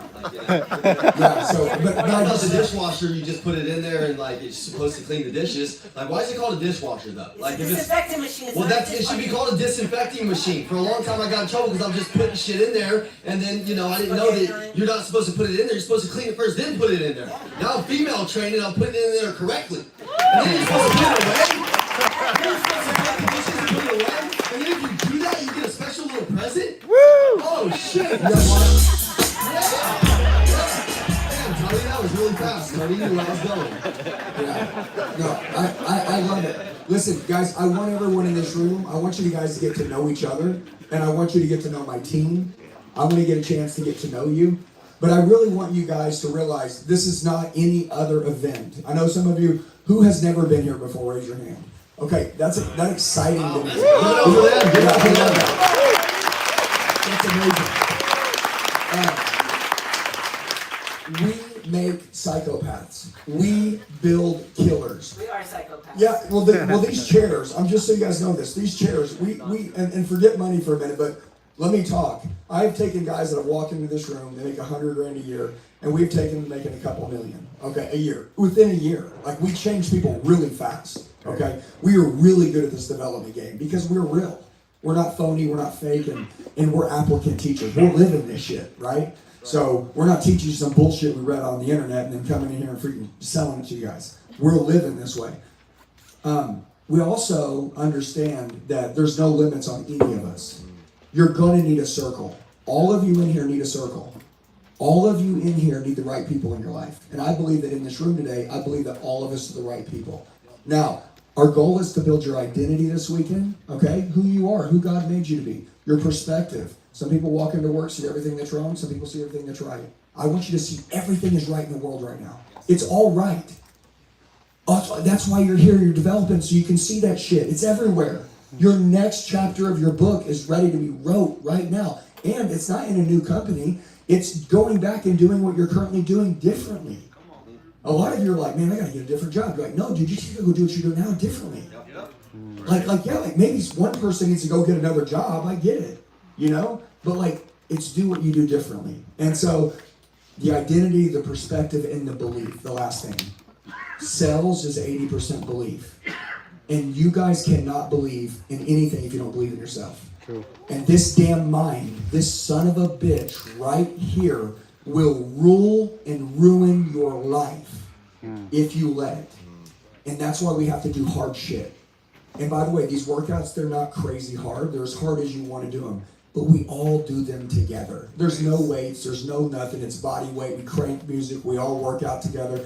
And honestly, that's the Elliott group events. We love getting close to our people. Most people, if they get fame, influence, they get a name, they build a brand, they build a company, they're crawling out the back curtain, no one's seeing them, they don't talk to anybody. Me and Jackie, we're like street dogs. We're right here on the street. We're on the front lines. We love this shit. We are business owners. She said we went to Dubai for a half a year. We were gone. Our company grew. We're real business owners. If you listen to us, you will build a team that will operate as a machine without you. We want to build our team. I mean, shit, you didn't even know what time you were supposed to go to lunch or where it was supposed to be at. Yeah, I don't even He's not want supposed to. He's just supposed to show up and do him. Yeah, He's got that crazy ass look in his eye, and he's looking at you. You guys feel that? You guys see that RoboCop eye? Just, That's why they're always bloodshot. Ian, why don't you come up and then walk us through this? Is that cool? No, just say what you're gonna say, dude. Sorry. Okay, well, I just want to say, me and my wife, we love you guys. It looks like we're going to walk out of here. No, you can stay right there for a second. Okay, let's go. Yeah, let's go. All right, give it up for them. Give it up for them.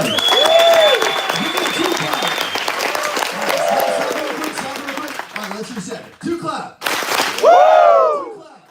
2 clap. 2 clap. 2 clap. All right, who's gonna do the homework when they go home tonight? Let's go!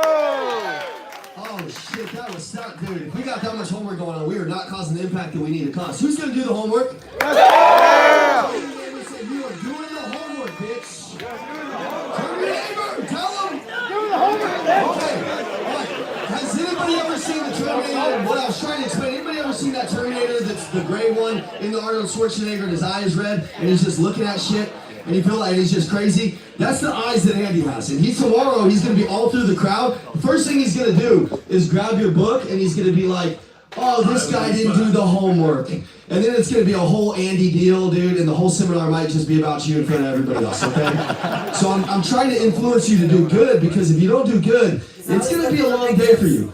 And Andy has this eye that just, I feel like it looks into your soul and it just knows you didn't do it. So he's like, that guy in the back, and then he starts going. And you're like, oh, here he goes. And you're like, how did he know I was back here hiding? Bro, he knows. He knows. I don't know how he knows it, but he knows it, okay? If you don't show up to the workout today, okay? Your little badge doesn't come through the door, we identify you, then we're gonna find you tomorrow, okay? You're like, I didn't bring workout clothes, dude, just then I don't know what to tell you about. You better hurry, right? Okay? So, all right, it's all about accountability, and we gotta do that. Next, super important moment for me. You know, when I was growing up, I had such a great example in a mom. You know, many of you had some good parents. Many of you, you know, I had a dad that left all of us. And my mom was in the military. Some of you know my story. You know, she almost lost her legs in a military accident. She just retired after 44 years in the government military. Was the struggle, because she had to fight through all of these things of having 2 crazy ass twins. I have that twin brother. If you guys don't know, he's flying from Boston right now speaking at an event. But imagine just 2 of us little shits running around just wild as hell. And shit was crazy for her. And somehow she's remained a good person. I don't even know how, because she was showing up to them schools as we were kicking everybody's ass and doing shit we shouldn't be doing. And she's like, those boys are amazing. And they're like, what boys are you talking about? You know, but she never failed to not stop believing in us. She always believed in us. So if you have kids, the best thing you can do is believe in them, love them, support them, guide them. Even when they're doing something wrong, show them the right way, but man, believe in them. This whole world doesn't want to believe in them. So are you going to do the same thing because they make mistakes? No, dude. You're going to be there to push them. So I always had that in a mom, and it was amazing because she just always gave me something that I have in me. Things are caught, not taught when you're a kid. And, you know, I just caught so much of her relentless spirit. I've probably never missed a day of work, you know, like in my life. Like some people, they get a little cold. They're like, I'm calling in sick. I'm like, dude, I show up 102 damn degree fever because I watch my mom go to work every single goddamn day of our lives, right? So it's like, there's something in me that's a total dog, and it's from my mom. And today, not only did she just have her 44th, I think it was 44 years, she's old. So it's like, you know, she had 40, yeah, I said that. She's getting a little pissed off back there. She wants to fight. I'm trying to provoke her to you know, cry and fight. It's amazing when she cries because she does this ugly cry like this. You know? Yeah, Mom, you like that one, huh? So, 44 years in the military and the government, and she's just an amazing person. And she just had today is her 70th birthday, right?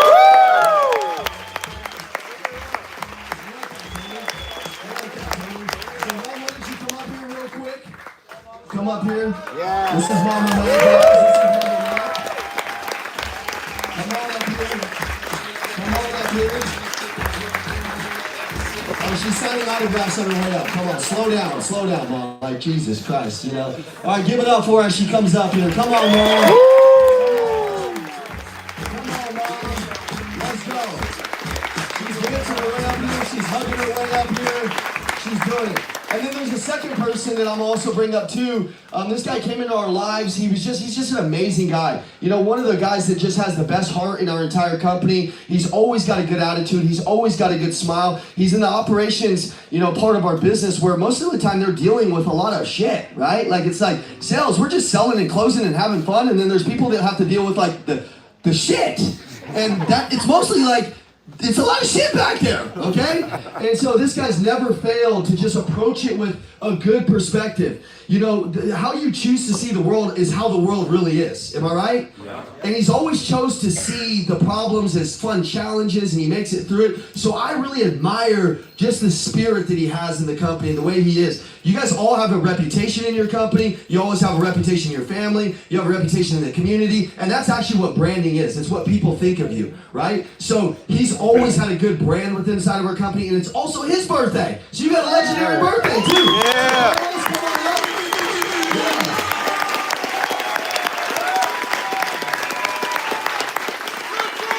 Come on up, Carlos. And then, so at the end of this, how this goes in the Elliott group is we're gonna sing happy birthday. So if you guys can help us sing him a really amazing birthday. When we're doing happy birthday, you know how you say happy birthday to you, and then it gets to the names, and everybody just is like, what do we say, right? So we'll just say Mama Mac, and then we'll say Carlos. And we'll probably all mess it up, but let's try it real quick. Ready? Mama Mac, Carlos. Okay, it's like rhythm. Ready? Mama Mac, Carlos. Okay, so as we're singing happy birthday, that's how it's gonna go. Nobody teaches the happy birthday when it's like people they don't know. Everybody just pauses and looks around. Like, we don't know the name, okay? All right, so secondly, we can't mess up the carpet, so this is for Jackie. Somebody bring the towel up, you know what I mean? In case Mama Mac drops it, she better not drop it. I'm just kidding. So Jackie's always like, we're not doing cake flips on this carpet. So I'm like, somebody gonna have to bring a towel, right? We gotta do that. So everybody stand to your feet. Let's sing them a happy birthday. Okay. All right, ready? Happy birthday to you. Happy birthday to you. Happy birthday, Mama and Carlos. Happy birthday to you.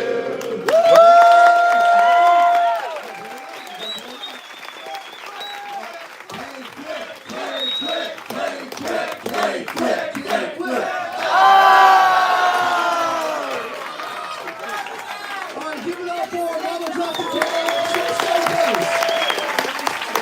She got it last year, but you know, last year. It's in the past. All right, real quick, we're gonna announce lunch. I'll definitely do that. Don't take me with a good time. Mom, get over here. I want to take a picture. Can you guys be a part of my picture with my mom real quick? She'll never forget this. Get in here, Mom. Get in here. There we go. Here, go to the middle of the stage. Right here, Mom. Get in here, Andy. Andy, get in here. Andy, get in here. Jackie, get in here real quick. 2 clap. Come on, 2 clap.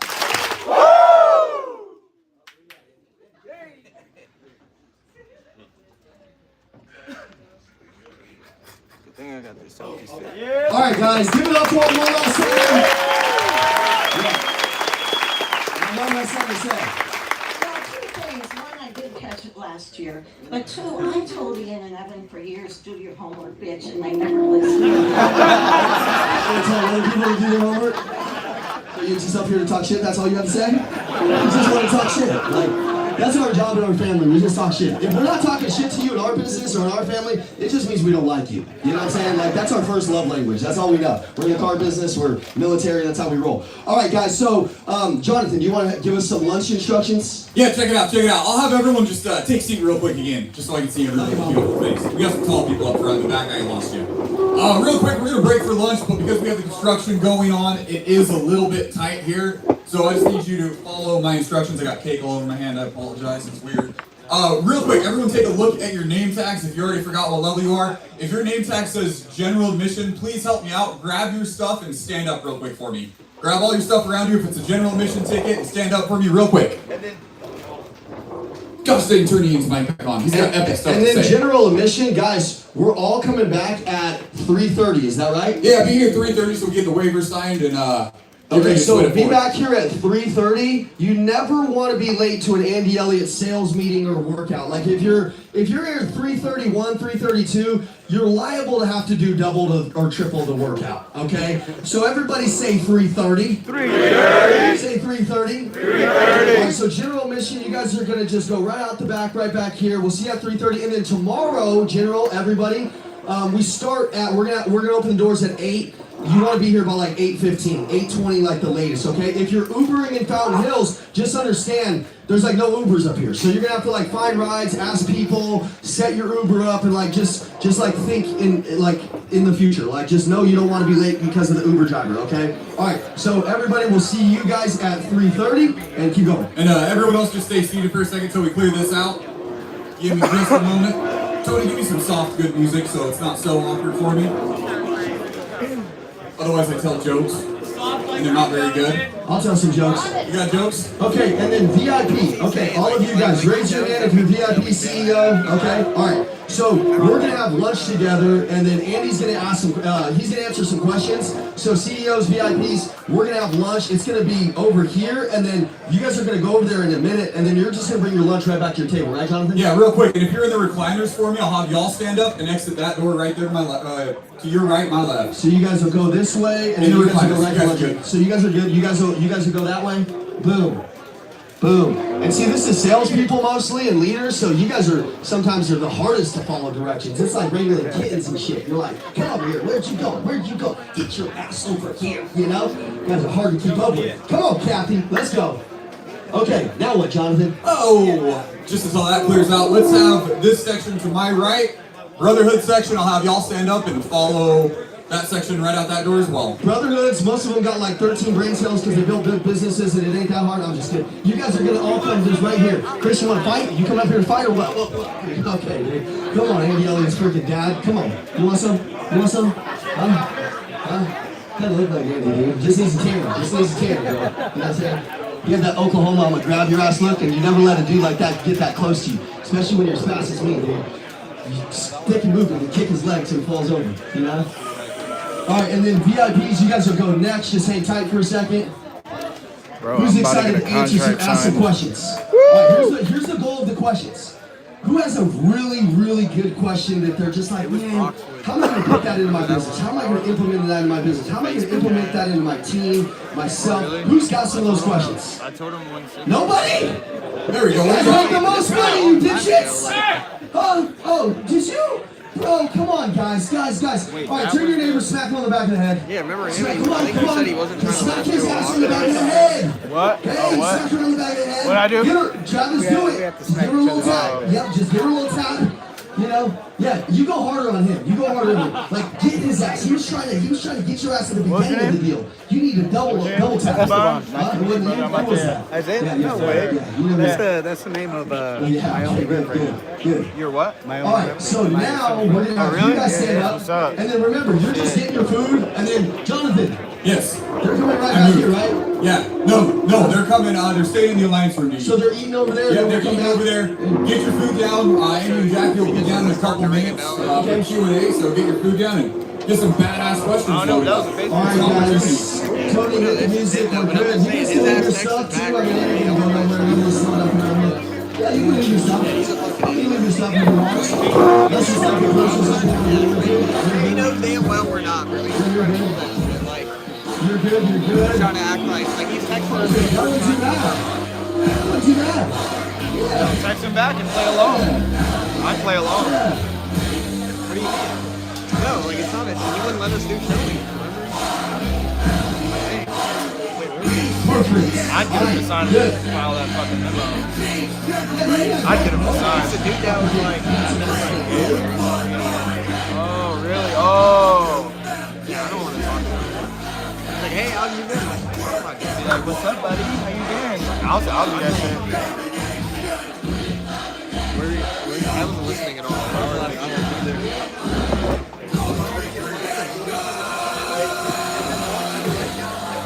Bro, this fucking express pants, bro. Dude, I was walking in the bathroom. Yeah, my shit was like this.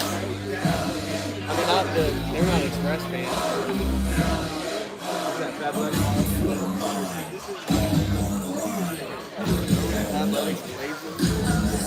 Athletic lazy, bro.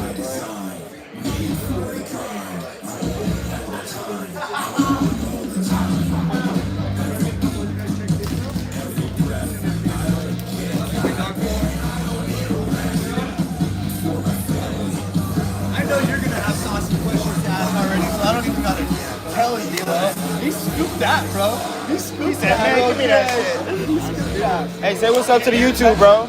Let's go, baby. Hey, so this is, bro, if y'all go on my Instagram or go on my YouTube, you will see Jacob making cold calls. He helped me close my first acquisition. Bro, I helped him close like his first 2 or 3 deals. We did 7 deals actually in less than 2 weeks. That's crazy. And so boom, he was in Eric Klein mentorship. I met him at church, like divine intervention, the way I met him, bro. And bro, eventually, yeah, after we closed those deals or whatever, but he ended up working for Andy Elliott. Now he's Elliott Army, bro, killing it. Shaved, clean shaven. He's in shape now, bro. And bro, ever since I first met him, I knew he was a savage. But getting with Elliott Army, he's even more of a savage now, bro. It's crazy. It's crazy, bro. What would you say is the biggest change that's happened inside of you when it came to joining the Elliott Army? Would just be like total immersion. It was the tomorrow. Just to let you know, we are running. So the biggest difference is just total immersion, right? So like you come to events and stuff like that, right? But then what happens is you leave an event or you leave like the circle that you're with, and then you try to figure it out on your own. Versus when you're in the battlefield every single day, and you're doing the mundane tasks, the boring tasks, and you're learning how to fall in love with that. That's really what separated me. And then having people in my circle that hold me accountable and pull me out. And like I said, we're not perfect every single day, right? Like, dude, if I have a bad day or if I miss the gym or something like that, I feel like absolute crap. And so, like, if you fall off, just don't let it happen 2 days in a row. Facts. If you watch like my first vlogs of when I was in Arizona, he was there preaching to my fucking students on Discord, bro. But what are some of the boring things and tasks that Andy made you do that you felt improved you? Waking up early, okay? Because I hate waking up early, but because I hate it, I knew I had to do it, right? So beating the sun up, that's a dub. Second dub is now I'm working out first thing in the morning, right? But actually, before you work out, first thing you got to submit to the Lord and our Lord and Savior. You know what I mean? Get on your knees, okay? Submit, give gratitude, repent, and then ask. Okay? You can't get a withdrawal without making a deposit. You feel me? So that is, waking up early, beating the sun up, giving thanks to the Lord, hitting the gym. Okay? Then going home and then serving your wife or your partner, whatever that may look like too as well. And then getting ready and then being first one in the office, okay? Like we have a group of guys that work out at 3:30 in the morning and then they all get here at 6. I'm a father, so I go home and I get to serve my wife and then I'll be here rolling in at like 7 o'clock. However, like I'm beating 85% of the office here, okay? And then I'm working all day long and then I'm one of the last people to leave the office.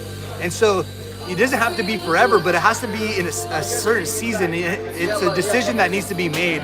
In order to have the life that you've never had, you got to be willing to do something that you've never done. The Jeff Bezoses, the Elon Musk, the Andy Elliott's, the Tony Robinses, like these guys were all psycho. They went through this dark season. There's no cheat code to success, okay? The cheat code is falling in love with the mundane and the ugly things that nobody wants to do. And becoming obsessed with those things. And once you become obsessed with those things, everything else changes. So, all right, so when you first joined the Elliott Army, they had there's like a test you got to pass, right? How many word tracks was it? So actually I came into the Elliott group in less than 2 weeks and we had to memorize all these 50 objections. 50, it was 50. I got the book. If you go watch the vlog, the first vlog of me at an Andy event, I bought the book and everything. 50 fucking objections, and you memorized all of them in 2 weeks? Yep. How did you do that? Like, how is the practice like on your own? So, one is repetition, right? For me, like, I always struggle. Like, I'm the type of person that will read a book and then I'll forget exactly on the page I read. I'm like, dang, how am I supposed to finish this book when I can't even remember the page I read? So what I did was I actually got flashcards. I wrote down every word track, right? I wrote down what the name of the clothes was, what the word track was, And then after that, I had my wife. What I would do is I'd read a sentence and I would memorize the sentence, right? And then I would move on from the next sentence and remember the second sentence. After I memorize both of those sentences, now I'm gonna recite both of those sentences in sequence, right? And then plug them both together, and then boom, and just compounding that. So it's one word track, and you break down the half and half. So here's the one word track, right? And then I'm gonna memorize it sentence by sentence.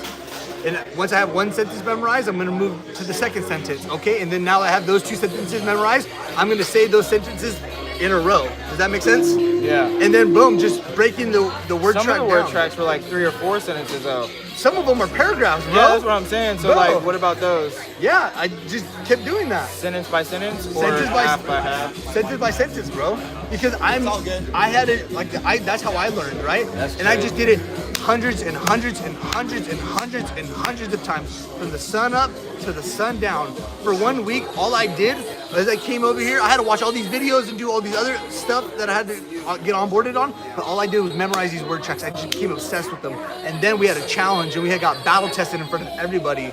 And by the grace of God, you know, I got battle tested in front of all the division leaders, and actually ended up winning the competition. Won $2,000 cash, and we got judged on tonality, body language, and then memorization too as well. So Wow. you had to have him word for word, bar for bar. Like if it wasn't word for word, And your body language? and your body language and your tonality up right here on stage. It was Mike's. It was like 8 Mile, bro. It was like the last rap battle, and it was just super crazy because I was so nervous. But I just asked God to give me the strength. I was like, God, I know I belong here. I know I deserve this. Like, but I don't deserve it for myself. I deserve it so I can give glory to you. And then yeah, honestly went there. We worked everybody, and yeah, man. And now we're just kicking ass. Bro, shit yeah. But yeah, bro, it's just, but the thing about it is the reason why I was never able, like, I've always had a lot of talent, but I always lacked the discipline, right? So, you know, just being around people like Andy, dude, like, there's no way, like, this guy will look into your soul, and he doesn't have, you don't have to say nothing, he could look at you and know you didn't hit the gym that morning. Yeah? He could just look at you, he's like, because you got weakness written all over your face. Yeah. You know what I mean? He does have that superpower, or at least I've heard him, and I've heard him say it. I'm like, I need that fucking superpower. You could look at somebody, you could tell, like. So that's why I say total immersion, right? And it's just like, you'll never out-earn your own self-worth. So the biggest thing for me is I came to like 25 of these events within the last 3 years. I've invested tens and tens of thousands of dollars into myself in the last 36 months. But what happened is I didn't see it overnight, but what happened was this exponential growth just happened in a short period of time because I was doing all the other little things right. That's right. You know what I mean? And then boom, everyone's like, dang, we see you transform so fast in just these last 5-6 months compared to, but they didn't see all the work that I was doing in the dark for the last 3 years. That's fact. You know what I mean? No, that's But it fact. happens in a short period of time, but it's like the compound effect, right? It's like, have you ever read the book Pound the Stone? Pound the stone. It's like, there's like a big boulder, right? And the people that break the boulders, is like, is it the first time he swung the hammer, or is it the 1,000th time that he swung the hammer that actually cracked the rock? So all the times in between. You know what I mean? It's compounded, Yeah, bro. no, that's right. Compound is real. I talk about that a lot. It's like everything's a process. Give yourself the grace to take one step at a time, you know? This Ah, nigga bro. say, Well, you gotta have good breath too as well, bro. Cause if you got can't shit, be out here with no if you got stank shit breath, bro. You can't be out here with no stank ass breath, look, bro. I'm You gonna networking- ruin your business. Yeah, I'm networking with 7, 8 figure, 9 figure, 10 figure business owners. And because I'm networking with these people, do you think they're gonna, this young cat comes up to him, right? And got With a stank stank breath. breath? Oh, hell no. So, but I'm glad you guys are out here. And then, like I said, total immersion, the fact that they're right down the street, they're gonna be here all the time. Always. Where's the Julio or Julian that he be calling me? He be trying to sell me. I'm like, look, Jacob got me. Is that you? No, that's not you. I mean, we What's up, close. Arrow? I'm like, we close What's deals up, Arrow? together. That's Look, Big E my boy, right there, baby. Big E, son. Man, yeah, he been in the vlogs. The first Andy Elliott vlog. Or I think the first Scottsdale vlog, he been in there, yeah. Here was the first Scottsdale vlog. Yeah, that was the first one. Yeah, when you guys came through and had All right, guys, 2 clap if you can hear me. Bro, Okay, guys, in the lunchroom, 2 clap if you can hear me. yeah. All right, let's No, try it one more time. 2 clap if you can hear me. But, Okay, guys, we got 10 minutes. You got 10 minutes. We're gonna start That's this okay, I at already told you everything that 12:55. So finish your food, grind through the food, and then we're gonna go back into the seminar room in 10 minutes. So be there in 10 minutes, okay? but then there's like waves of emotion that come at times. It's like during those waves of emotions, I'm like, I want to text her. But it's like, I can't. She tried going to like church and stuff. She went to my church and everything. Like, I was visiting Louisiana, visiting my family and everything. And like, while I was there, you know, she went to the church, tried to talk to the pastor about everything. But bro, I was just too hurt, because like I'm adding dots in my head that I know are most likely there. So like, I don't know, she tried to text me or whatever, hit me up, be like, hey, just want to let you know I'm gonna be at Sunday service. Just want to be respectful, let you know I'll be in and out your way. And it took a while to respond. I was thinking about how to respond. And I was like, fuck this, I'm just gonna call her. Called her, but she was at work, so she didn't answer. I said, call me first, text her. She called me back. And I don't know, I just feel like she was just like she knows like church is my safe place. Like, that's my one spot. I don't have that much family out here or whatever, or anything. But like, I just said, look, I just feel like I let you into my world, my heart, my headspace. I let you get so close to me, and I feel like you just fucking shitted all over it. Right now, by you saying that you going to church, I feel like you just tap dancing all over my heart, just spilling my face. And she was like, she just didn't say nothing there. It sounded like she was like didn't care, every tone of her voice. But I was like, I just want you to leave me alone. She's like, okay, all right, well, I'll leave you alone. And I was like, and the way she said that, You know why she said it the way she did? That she's trying to come in, but you're just pushing her away. So eventually, after a couple of attempts, she's just gonna be like, all right, is that what you want? All right. It is what it is. You can't expect her to keep, have the same kind of, empathetic response when she keeps getting rejected. yeah. You know what I'm saying? So it's not necessarily meaning that she doesn't care. Maybe she doesn't care now because she tried 4 or 5 times and then nothing happened. So then it gets to the point where it's like, well, he doesn't want it and it doesn't seem like it. It doesn't care about me making these small attempts coming in. So why should I care? It's not working. I'm just going to move on. You know what I mean? You miss her? Stop fucking pushing her away. Is this somebody you want to be with? Yeah, that's what I've been thinking, like, my emotions, I think about the good times or whatever and want to justify whatever. But it's like when I think of like my head and like my gut, I think that I gotta just walk away. Your head is getting in the way. You had a Why little. are you telling me to be with her? Well, I told you. I said, you go in, you've had this conversation, you lay down your foundation, you lay down what your boundaries are, and then because that was the third time that shit happened. the third time she's talking to her, like that time you just told me, the last time. So there was one time in the beginning. Yeah. I was like, I do not tolerate that. Yeah. That was one time.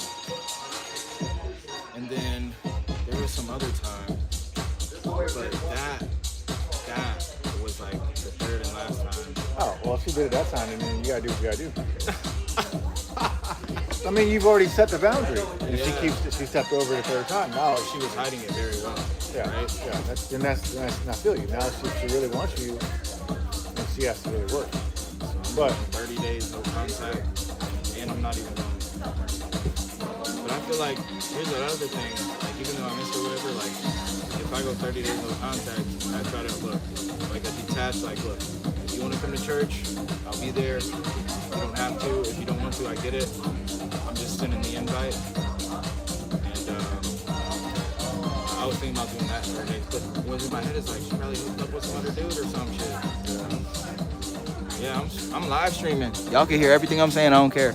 But yeah. No, man, it's like if you've already set the boundary, then it needs to be the way it is. And I look at it like this.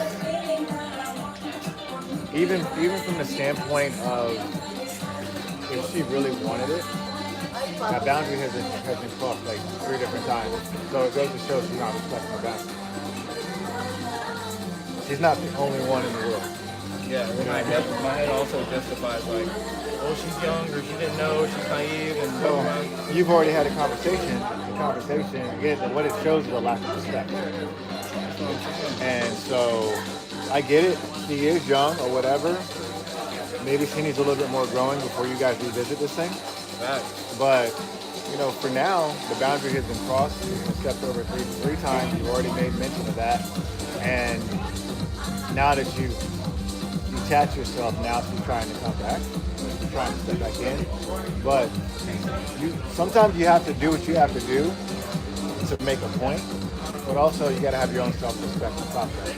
that's what I'm saying. Yeah. And I see that. I feel like I'm just gonna also feel like I don't need a girlfriend right now. You don't. That's what I'm saying. Go build you. Go work on you first. That's what I'm saying. Too. Because there's some things you gotta work through personally. You gotta do that.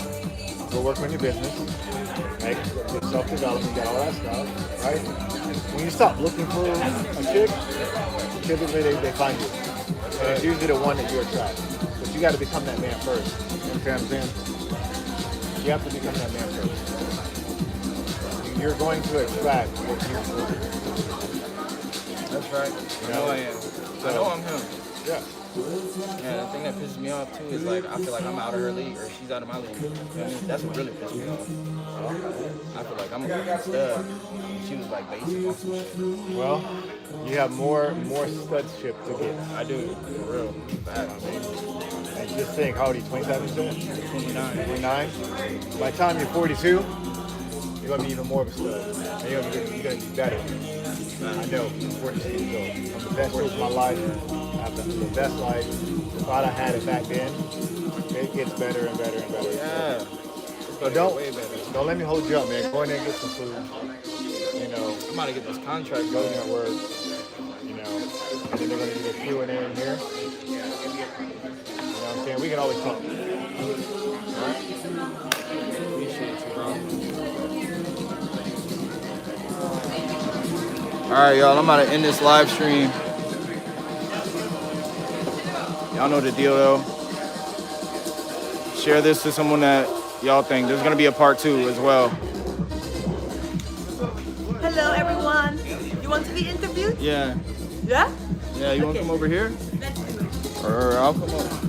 Actually, hold up. I don't know. Actually, look, let's sit up there. Okay, yeah. That's smart. Excuse me, you guys. Sheesh. I wonder if I could like. Damn, I want my mic too. Let me get my microphone. I will do this and then I will do this to you. All right. I mean, but still, I want to use my microphone. Oh, okay.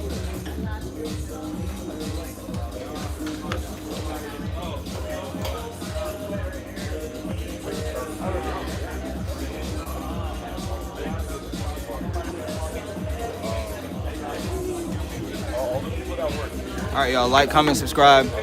Y'all know the deal. You can film us.